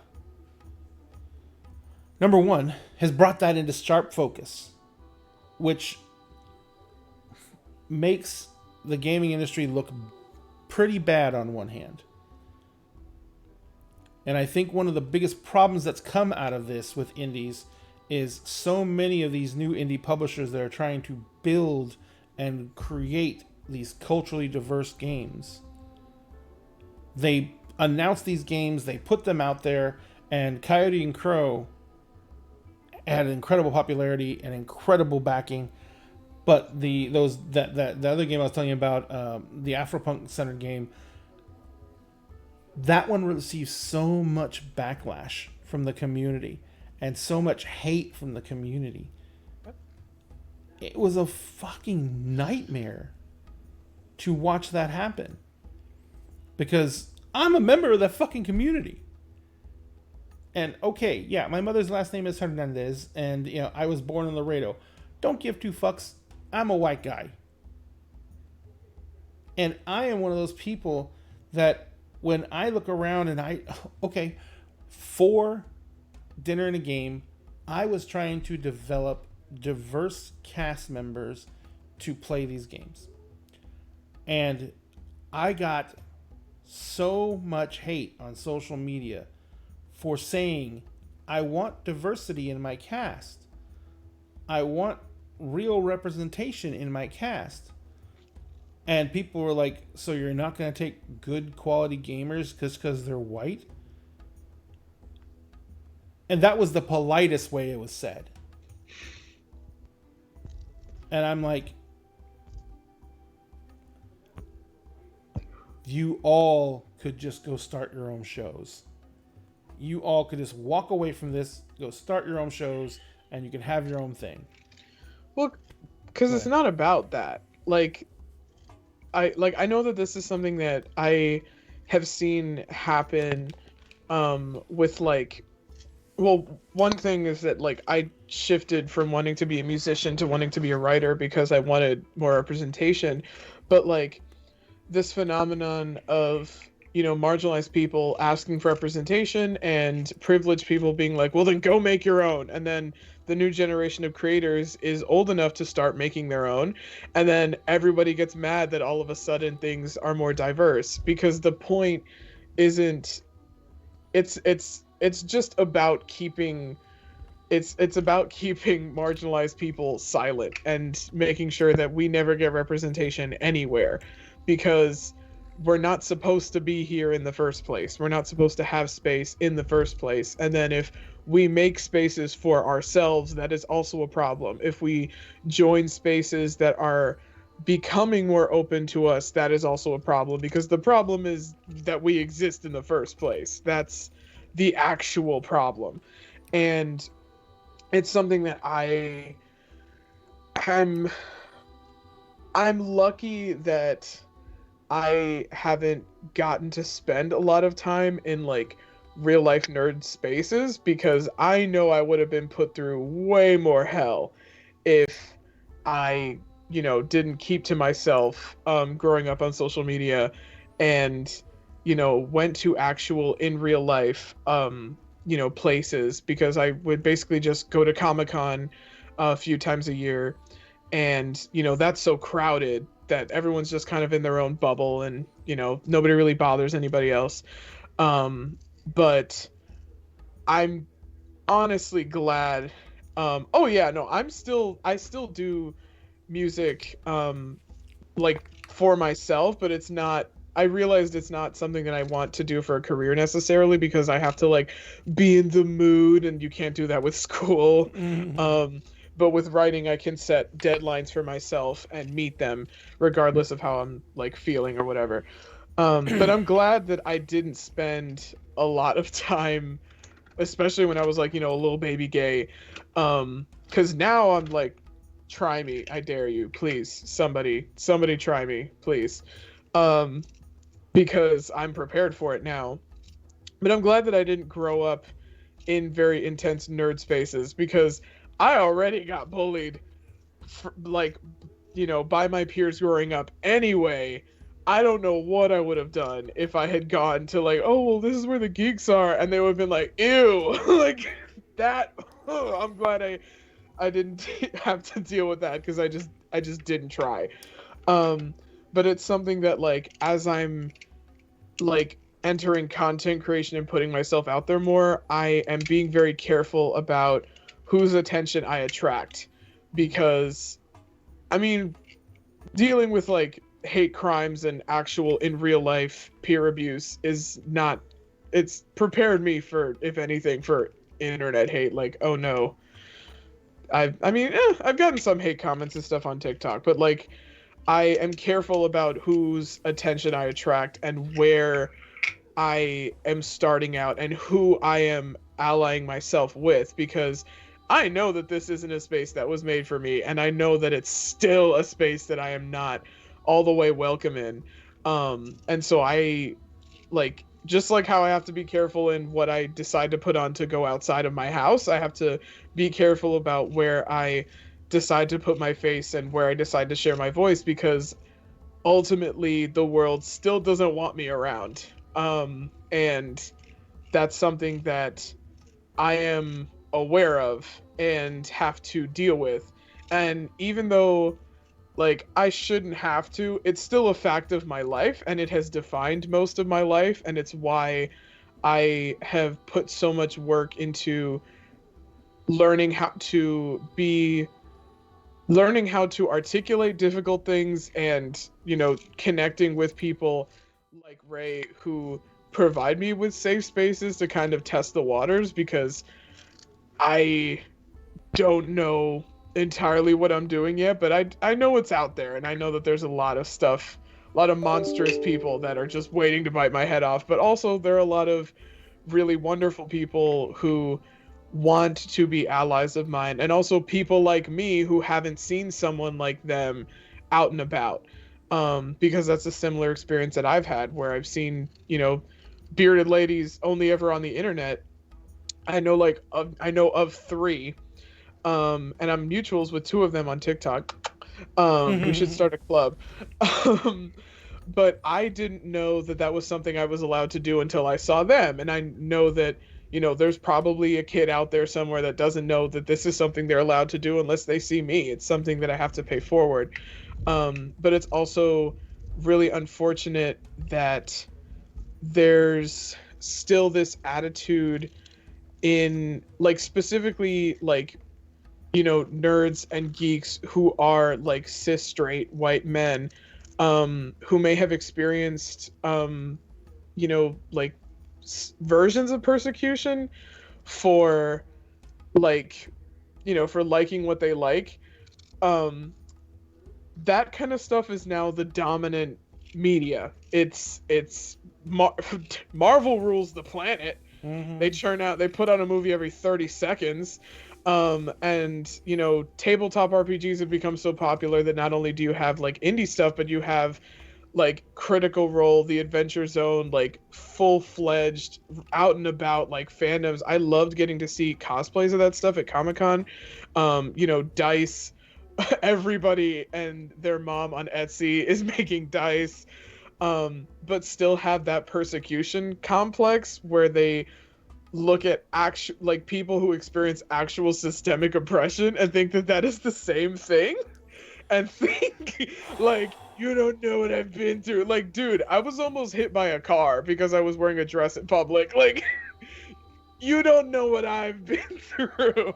And it's really frustrating because, like, trying to reason with people like that who are so convinced that they have had it worse than anyone else, and then use their privilege as a weapon against people who are already struggling and are like, oh boy, an escapist fantasy, and they're like, get out. Like, bro, I can't even have this. Like, it's very frustrating. That's why that's okay.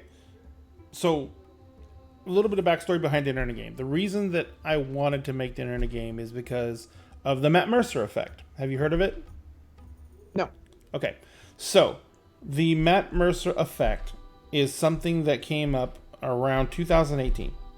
It is a term used to refer to, because in 2018 that was when the D&D thing was going through the roof. Yeah, I remember. You know what I mean? So, because it started around 2014, and then it grew and built, and by 2018 it was blowing up, and Critical Role was, hitting their stride and having 60 to 70,000 active viewers every show, and So it was cool. it was just blowing up. So what ended up happening is all these new people were coming in, and they were wanting to play D&D, but they're expecting every game to be like Critical Role.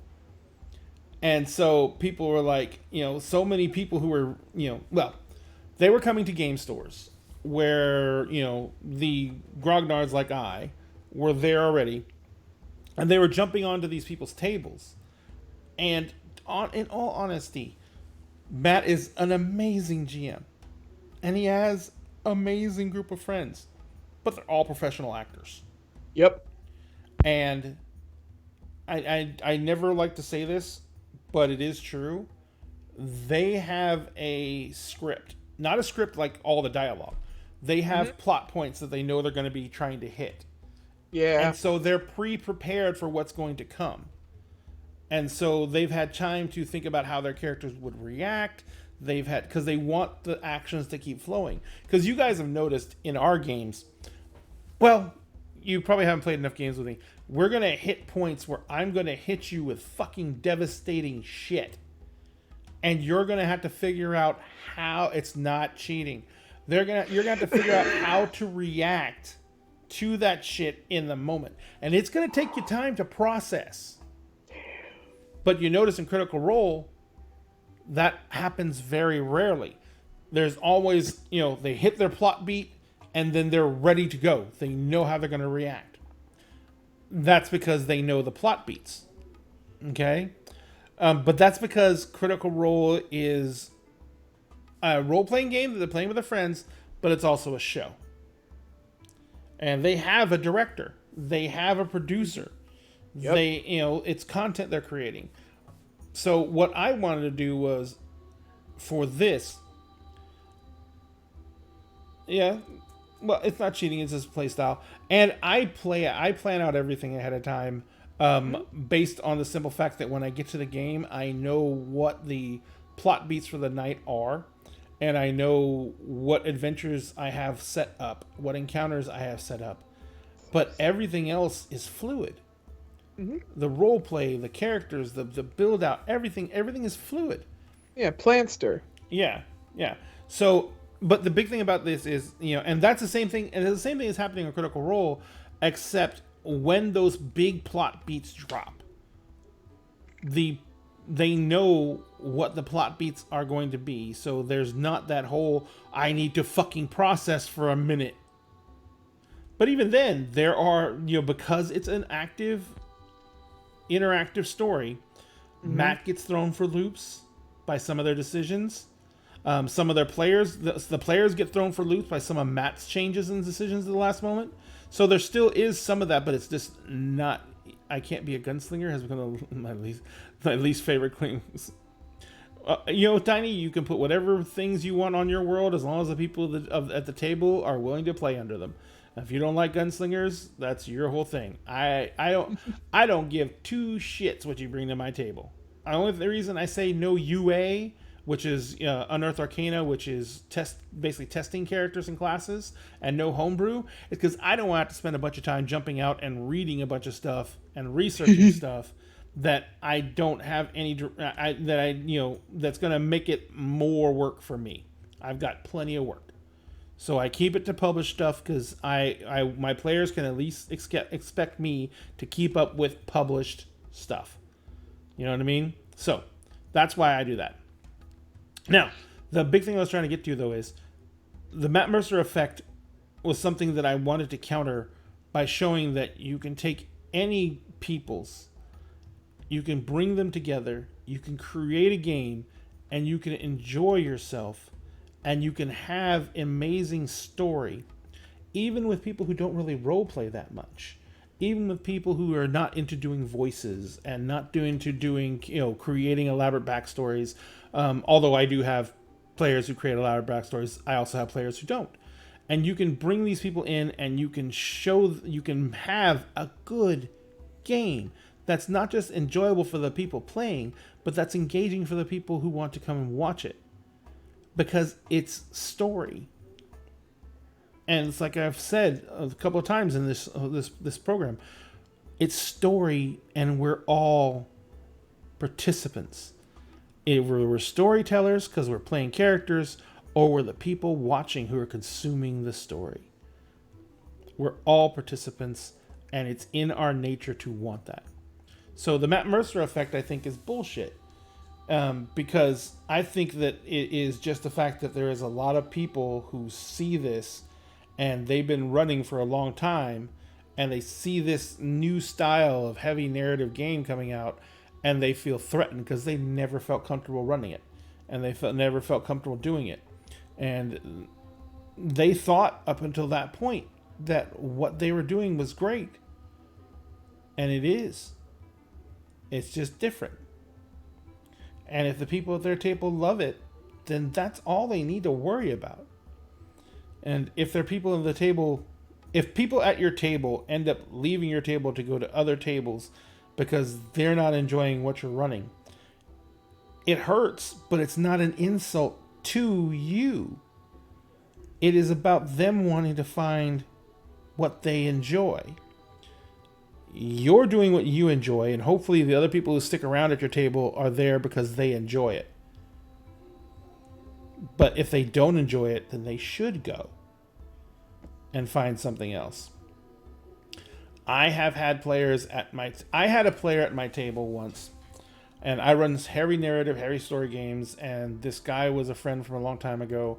He came back to my table after years and years of having not played with me. My gaming style, my GMing style completely changed, and he was a friend of mine, but I ended up asking him to leave my table because one day we were sitting there and we were in this huge narrative storyline situation. Hydrate. And my friend literally said, "When are we going to stop all this roleplay crap?" And I took him aside that night and I was like, "I love you very much, but you're not coming back." Get the fuck. I didn't. I wasn't. I did not say get the fuck out. No, no. I said, but I was like, "You're not coming back. You don't enjoy this game. I know you want to play games, but you don't enjoy this game. And I no longer run games that you enjoy." And I was like, you need to go down to the game store and you need to meet some new people and you need to try and find a game that's right fit for you.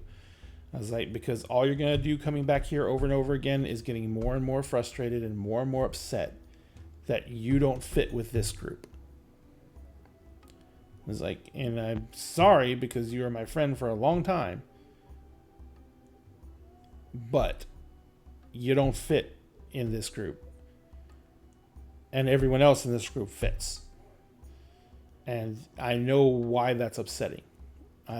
I've joined games. I recently did one. I did one recently. I've joined games where I joined the game because someone sold me on the idea of the game and they were like, "It's going to be great," and blah, blah, blah. And I got there and it was nothing like advertised. And I was wasting 4 hours of my life. And I was like, I don't get this time back. But, I was polite. I stayed through the entire night and I engaged and everything like that.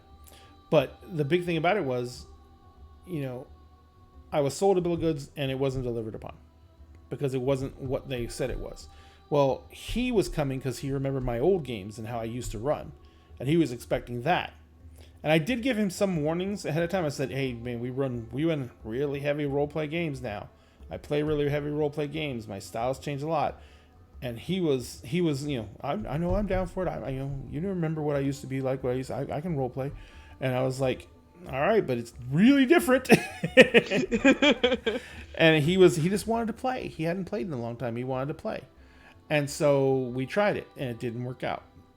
That's not his fault. That's not my fault. It's just what happened. That's kind of what I feel is happening to these older gamers who are seeing all these changes. It's changing so drastically and dramatically from what they are used to that now there's a lot of resentment. And the Matt Mercer effect is the fact that, he is the main focal point for that resentment because he is one of the ones who's showing them what these new games can be like and what role-playing can be like and what they want to feel and what they want to see is that. And a lot of these game masters and older gamers, they've never done that. They've never run that. And they were perfectly happy with what they were playing with, and their players were perfectly happy with what they're playing with. But then they saw this, and it is a massive change for some of them. And it is just hard sometimes to deal with the fact that, things are changing around you and you don't fit anymore. And so it's going to take some time. And I really feel bad for a lot of them because I can see in a lot of their faces when I talk to these guys the hurt and confusion that they feel because this was their safe space. The game store belonged to them. They were safe there. And now they have all these people who were the people who are picking on them, a few decades ago, are now showing up and wanting to join them and are coming in because they want to see the Critical Role effect. They want to see the story. And these guys want to do a dungeon crawl all the time. And they're like, this is crap. And then they have to deal with that. And I'm saying this is crap, but there's, these people are expressing that they're disappointed that this isn't like Critical Role. And then those GMs have to deal with that. And Matt Mercer is just a target of that resentment and that anger from their world changing. But, everything changes. And like I said, and a lot of it is influenced by stuff like Critical Role, but a lot more is influenced by the fact that the indie game circuit, or the indie games development circuit, has really opened up what role-playing is and what role-playing can be. And I think it's going to progress on from here, and it's going to be an interesting ride from here on out, that's for sure. So, Milagros? I mean, I'm personally excited as hell. Like I love where like I'm seeing a lot of indie stuff go, but I also find it like interesting, like what you just said of like this was their safe space, and like all these new people are coming in who, were the people who picked on them for that, or people like me who are just young and weird and they don't understand, and that makes people very defensive. Mm-hmm. And it's I think with the way that like culture, the internet has allowed culture to shift so quickly, that does create way larger like generational gaps than there were before. Yep. And like to the point where like I'm only 4 years older than my little sister, but sometimes it feels like there's a generation gap just between me and like kids her age. And I think that like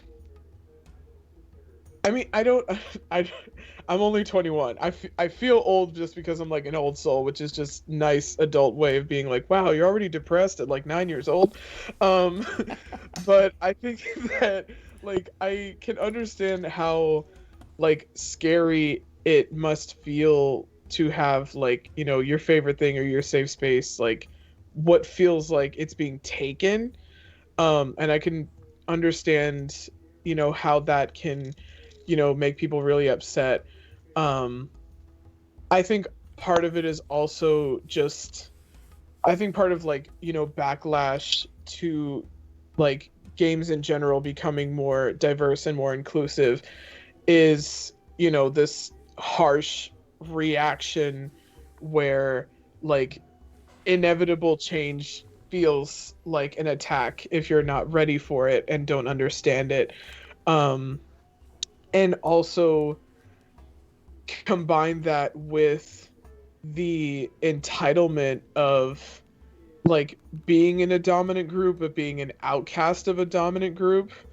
And I think that's something that like I talk about this mostly in terms of like beauty standards, like specifically, where I've noticed if you are someone who is like almost, because beauty standards are meant to be impossible, and it's the same thing with like cultural hegemony, where the like cultural like where a culture's idea of like the default person isn't actually true necessarily. That kind of archetype can't really be a person, but people will try their damnedest to become that person, and that's where you get behavior like toxic masculinity and a lot of misogyny, homophobia, all that is people trying to assert themselves and become that kind of like super powerful archetype, because they think like if I become that all my problems will vanish, and like that's impossible. And it's something that will happen similarly if someone is like almost an impossible beauty standard, but there's like one thing seemingly left that they have to just bridge that gap, and it drives them nuts, and they can never actually bridge the gap because it's impossible. Um, Versus if you are super far from a beauty standard, you're like, bro, that's like several miles. I'm never reaching that. Who cares? Like that's um something that I've noticed in a lot of, like, people will leverage specific identities of theirs that are more dominant than others to then like punch down at whoever doesn't have that. I think that that's something that has happened with a lot of like nerd spaces, is that, except for your hobbies, you are the dominant group and you're supposed to be the ones in charge, and you finally make a space where it's like, no, that's it, like we're the ones in charge. And then like some different kinds of people try to come in, you're like, no, no, no, no, no, like this, no, this is our spot, and like we'll immediately start just trying to drop kick whoever else tries to come in, because you are, by being, you know by being like a cis straight white man, you're supposed to be the one on top, but you particularly didn't get to be the one on top, and neither did your friends, so you're going to make your little space where you can be. And then the people at the bottom are trying to come in and make their own little space, but this is already your space, and that's where I feel like a lot of resentment comes from, in this space becoming more diverse and more inclusive for people who haven't had anywhere to tell their stories or to socialize or be themselves or consume media.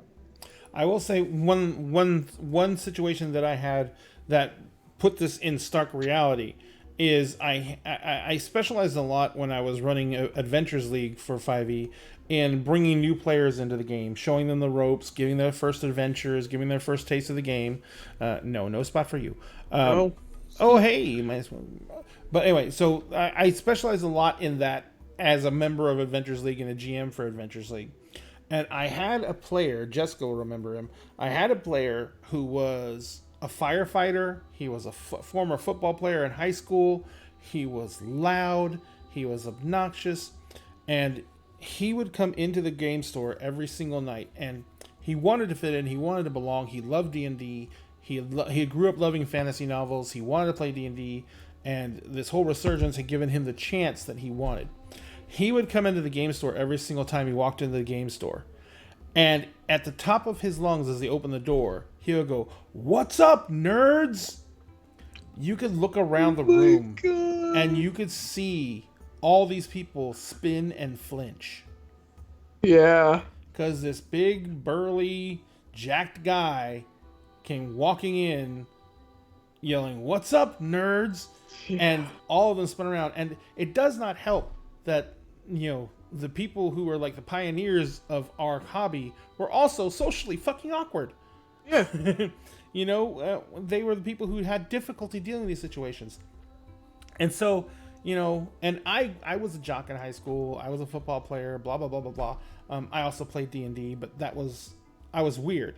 But so, he wouldn't really notice. And he would like go around slapping people in the back and saying hi to everybody and everything like that. And even when he did that, people were flinching. They're like, hi, shaking hands, but then they're like, shaking in place in terror. Like, and it was kind of rough. And so, one night I was sitting there and he came in and he was like, "What's up, nerds?" And I saw this one girl, she wouldn't even turn around. Her eyes just went huge. And she was just sitting there in the chair, and he was talking to everybody, saying hi, coming over to the table, because he was on my table. I ran for him. And so we went outside before the game started, and I was kind of like, "So you might want to bring it down a couple of notches." Yeah. And he was like, "What do you mean?" And I was like, "Well, I know you're not calling them nerds. You're not doing it in a mean way." Yeah. I was like, "But you got to remember who's in there." I was like, they're used to people like you. When you yell, it's bad for them. They're used to people like you who, when they scream nerd, something's going to be thrown at them, or they're going to be tripped, or they're going to be, disparaged on in some way. And it's not your fault. You're trying to become part of this community. You're trying to be one of us. And I know this is you, and I know you're just trying to be friendly, and this is the way you're friendly. But, ease into it. Just be here for a little while. Just be one of the folks for a little bit. Mm-hmm. It's like, you might not ever get to the point where you can walk in the door and scream, "What's up, nerds?" at the top of your lungs. But I guarantee you'll be accepted. It's like, you don't have to do that. I mean, that's in particular is something that I know that. And by the way, he was really hurt by that. I had a similar, well, being on the other side, the people who are flinching, like, I know that I'm glad that the internet gives, oh my gosh, I lost track of the amount of times that, like, I'm not going to turn this into, like, trauma dump. And this is something I don't share with my fellow geeks and nerds, because I was a freaking troublemaker in high school. I was violent. I was scary. I played D&D, but no one ever picked on me for that because, I would find them. So yeah, see, I was the opposite. I was always like a really big kid, usually like the tallest in my class. Same. But I was the one that everybody knew, like, they could bean me in the face with a football or a basketball, and I wouldn't do anything. I was known for that until late in high school. And I'm glad that the internet gives a different kind of space that allows a certain kind of space between people, because I know that if I was in the group playing Kingdoms of Mist in person, I would be a lot less comfortable than if I was than me being in my bedroom, which is like my superior safe space. Because I mean, at my job, I've been in 2 different teams. The grocery team, which is all cis straight men, and me, where I was stealth and dressed a certain way so that I passed as well. I can't pass as straight, I'm too fruity, but like I could pass as a cis man at least. And I did not like out myself to my coworkers because I didn't feel comfortable revealing aspects of my identities to them, because I was like, I don't even want to know what their reaction would be, or the ways that they would act. It's not that I thought they would be like, cruel about it or anything, but me being stealth meant that they felt comfortable enough to just treat me like a person and not like a pothole or a speed bump that they would have to like, "Hey, but oh, sorry, can't say but." And I didn't want to deal with that at work, because I didn't want to field questions and like, all that stuff, just because I was like, I'm at work. I also didn't want to deal with that kind of thing from customers because I was in customer service. In the team that I am in now, which is, cashiers and all that, there are a lot more women. And so I completely changed my style. I dress a lot more fun, a lot more like myself. I, wear fun earrings. I've started wearing headscarves and stuff for when my hair isn't looking the best. And I, go by all pronouns. Most of like my coworkers know that I am a lesbian, as confusing as that is to a lot of people, when they see me. And it does depend on, like, I know that like the Kingdoms of Mist group, like, y'all have been awesome. You're super sweet. I do feel safe now that I've played a couple of sessions and like I'm in a server with you and I've been in calls with y'all. But I know that if I were to have been invited to play in real life, where it's like, oops, all men, I would have been like, oh, I don't know about this, chief. Like, even men who are friendly and who are allies, there's still that like, okay, gotta be careful because you never know, gotta, and it's And It's even something and that even that, you know that I am incredibly careful, and Mhm. I monitor on all these situations. I monitor the Discord. I monitor our online sessions, because you're part of this family, and we're not going to accept any type of shenanigans, any horrible treatment, anything like that. And I even monitor myself, because I might say something because I am still not fully adapted. I talked to you about it before. yeah. I'm still not fully adapted. And I let you know ahead of time, I am doing everything I can, and I'm going to make sure that I police myself as much as I can. But, I wanted you to know you do not hesitate to call my ass out, whether we're live or anything else. If I do something that is old and backward for the most part, you know. Yeah. But yeah, so I was like, this is, it's a new thing for me. I completely admit it. I'm learning and adapting because and like I said, it's because of my kids. I'm learning and adapting and trying to get better, and because I am an old fucker and a stubborn asshole. If I can take these fucking steps, Yeah. the rest of the fucking world can get their asses in gear and do it. And I forgot my wife's coffee. I'm a horrible person. How dare I'm you? horrible.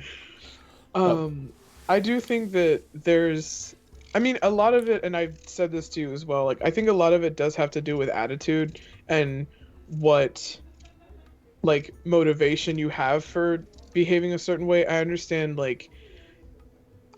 understand people, like, again, huge generation gaps and things changing very quickly, um in spaces that, like, certain generations aren't even in. Like, I know that a lot of the, like, my time exploring my identity, and like my sister's age, everybody, it's in online spaces like TikTok and Tumblr that are away from adults. I went through, like, entire identity crises without my parents ever knowing, because it was just stuff I was learning on social media and processing internally, and took me years to actually start making a difference in my life. I remember, I still have the document somewhere. I can't open it because it was in Pages, but I remember I not decided, but, like, I realized at like 16, on, like, a random day in, like, October or November, I was like, I am genderqueer and gender fluid. I don't know what that means. I don't know how it's going to manifest in my life. I don't know how I'm going to communicate or present that, but it is what I am. And I wrote it down, and it took me like 4 years to actually, like, sit down and be like, okay, 16-year-old me, her third, fourth, fifth, and sixth eyes were all open, because I spent about 4 years being like, oh, well, that's too confusing. I can't come out to my parents as that. That it'd be way easier if I was like a trans man, because that, at least that's binary and multiple pronouns. No one's gonna understand multiple pronouns. And 4 years of hedging until I was like, nah, I'm just gonna vibe. There are no rules. I don't care. I'm just gonna do whatever. And realized, like, yep, 16-year-old me was right on the money. That is exactly how I feel still. Um, and that's all stuff that I had those conversations with myself, by myself, mm-hmm. for years before I started expressing it or asking other people to call me different things. I'm only now, um, I have this little sticky on my desk. I have to petition to get my name legally changed, because at this point I don't use my birth name.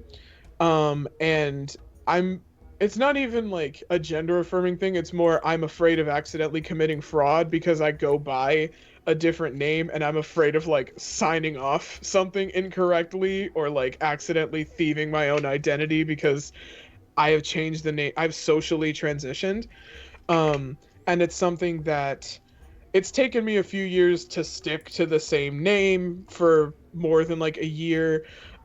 It's, I've discussed with my mom and my sister and relatives that I have a family name that they can still call me no matter what. And then there's the name that like other people know me by. Usernames also brings a whole nother layer to it. I understand that all of that is confusing, but if you want to do right by other people, then I think that's going to show, and that is going to make it easier to catch yourself, because you're doing it because you care about other people and not because you're not going into it with the attitude of, I don't understand this, these friggin' kids making up their genders, and oh my god, what do you mean I have to use singular, they, them, over and have there a and I stroke? can- Like, if you go into it with that attitude, obviously you're gonna fuck up more than if you're like, that is what this person is, I don't share their experience, but this is their situation, and I'm gonna do my best to keep up with that because they're my friend and I care about them. And I think that that's hopefully going to spread and become more prominent in these communities as like more diversity and inclusivity is built in to games and is kind of a filter for like shitty people, because like you're not going to play, like if you're racist you're not going to play like a racially diverse game, and then that means that the people who do want to won't have to deal with that. Like, I'm hoping that that will just kind of somewhat naturally happen. And that's as it should happen. It, like I said, if I can be part of this whole change process, then there's no excuse for anyone. I mean, there's gonna be people who have much more difficult time than I do, because it is just the way of things. Change is hard. Change is difficult, and it makes.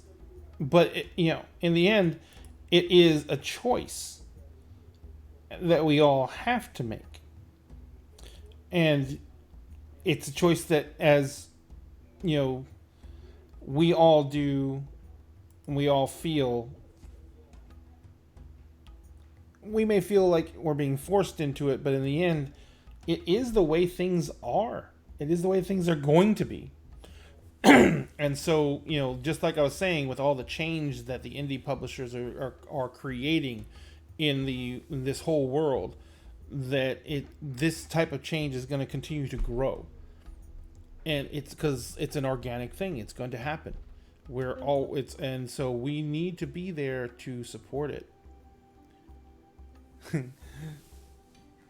Yes, Fox Rider. It is your name. That's the only name Absolutely. I know you by. So I love that about like online communities where it's like, actually, I'm a noun now. This is my name.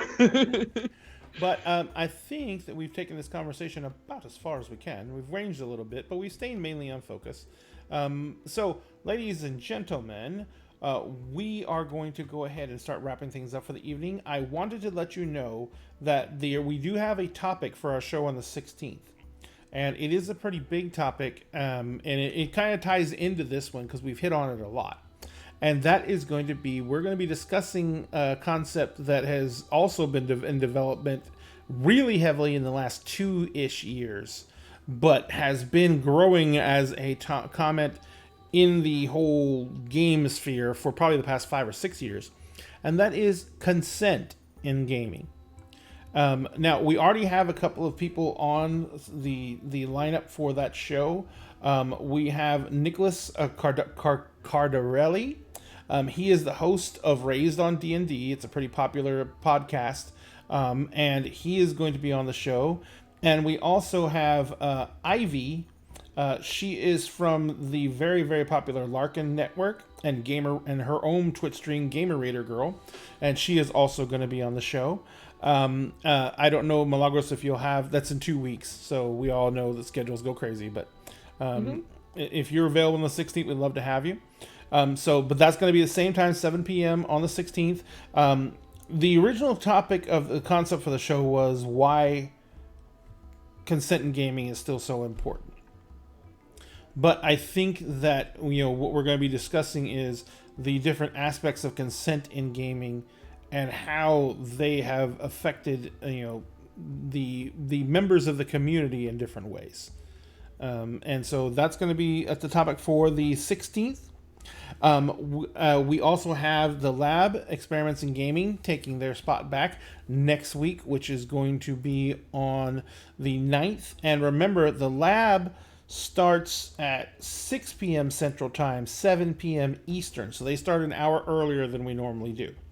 And next week, they're going to be, I do believe they're finishing up their play of the fall of winter with Ross Kalman from Deernicorn Games, and we're gonna probably be having some more shows, and Ross is gonna be joining us because he does have a new game coming out, and it looks gorgeous, and we've already backed the Kickstarter. You may have seen that, so we're gonna have that come on too.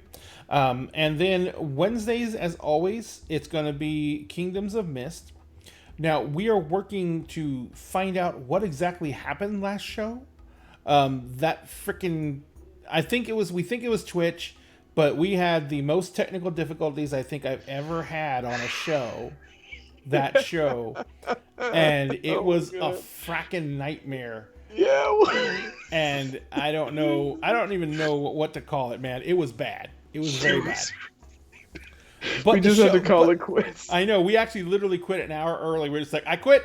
I'm done. That's it. We're out. But yeah, so we're going to, yeah.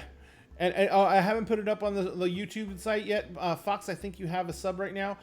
So you can watch it on the VOD. I'm going to put it up on the YouTube tonight because I have to wait 48 hours at least or Twitch will ding us.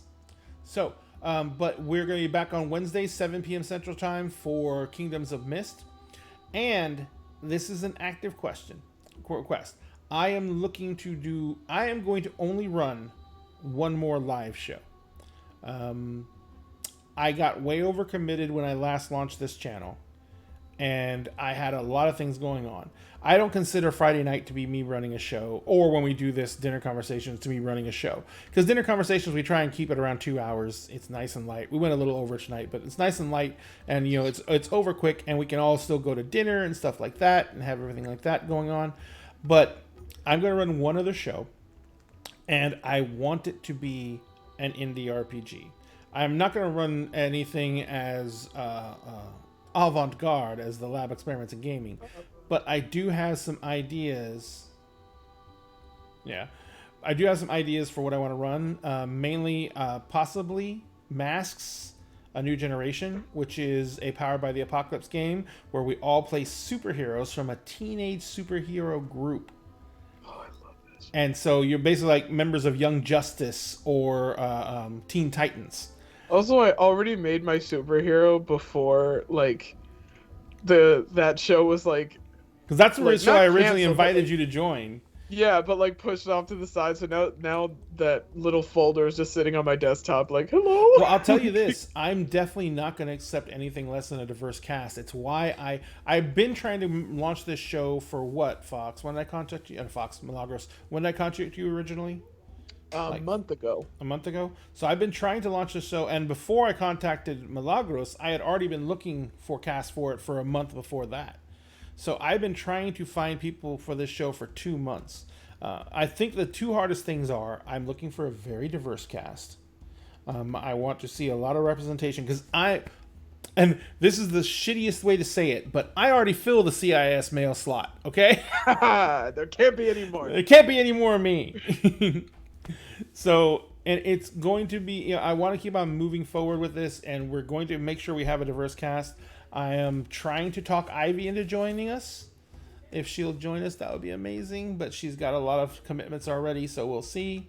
But we're going to be trying to launch that, and if it's not going to be Masks, but Ivy said she liked Masks too.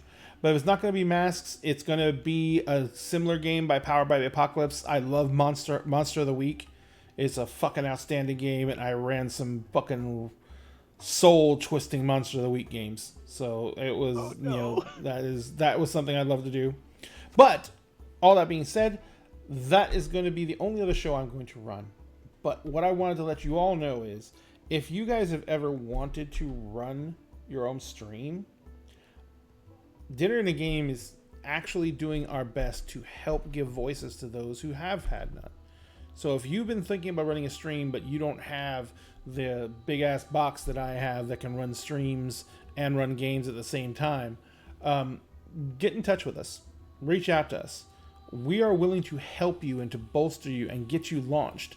You can go ahead and we can let you stream from dinner and a game. You can build up your audience. You can get some followers. You can get some clout, and you can get some identity out there going and get a brand to be recognized. That way, when you launch your actual stream, when you save up the money to build your own box and you launch your own machine and you launch your own stream, you will already have a built-in audience, and you can move from dinner and a game to your own channel. We're definitely willing to do that for people.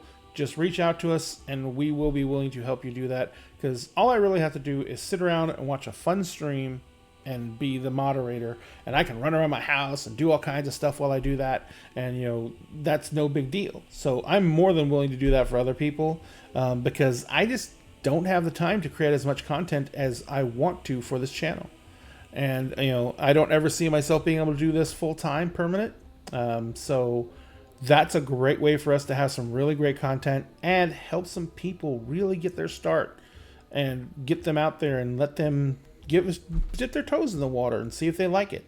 It's not for everybody. It can be grueling. The biggest thing, and I'll tell you that right now, the biggest thing about streaming is consistency. You have to be there every single time you're scheduled. If you start screwing that up, you'll lose people immediately, because that's what they're looking for. They're looking for that consistency. So, in the meantime, once again, Milagros, where can people find you? You can find me on Instagram, Twitter, and Twitch. I'm actually, Ray, if you have a few minutes, I wanted to talk to you after the stream. Okay. And Twitch at Fountain Pen Fem, and soon on YouTube. Again, I'm like a baby content creator just getting started, but definitely come April 30th, I will be done with school, and then I will have nothing to do but Fuck just school. Yeah, fuck school. I just one more year and then I'm done. But I will be online a lot more once I'm done, and I have a lot of stuff that I have already planned out that I will be creating. So yeah, mostly Fountain Pen Fem, and my link tree is right there. That links to all of my stuff. And I'm going to put our link tree up here again if you want to reach out to us in any way, shape, or form. All our links are there, but I wanted to make a couple of special points. If you want to join our Patreon, we are going to start running Patreon patrons only games. And this is not just going to be me running. I'm going to try and get as many different people to run games as possible. So, and I think this is on the $5 tier for Patreon. It puts you into the drawing. And as soon as we get enough people to run a Patreon game, and these are all going to be one-shots, and I need at least a minimum of 5 players. So I need at least 5 Patreon supporters at the $5 level. And what we'll do is we'll run a once-a-month Patreon-only game. And if we start getting more than the 5 people necessary, until we get to past 7, I will still run with whoever's on Patreon. If we get beyond 7, then we'll start doing drawings for Patreon games every month. And I'll reduce the actual pledge level that you can put into the drawing down, depending on how many followers we get. Because we have $1, $3, $5, and $10 levels, and they all get you different things. Like some of them even get you... Oh, I don't even have any around me. Oh, here they are. Some of them even get you dice holders. And we also have our dinner and a game. I wonder if I get it to focus. Oh my god, that's so cute. Focus on this. Oh, I hate you. No. It said no. It said hell with you. Let's try this.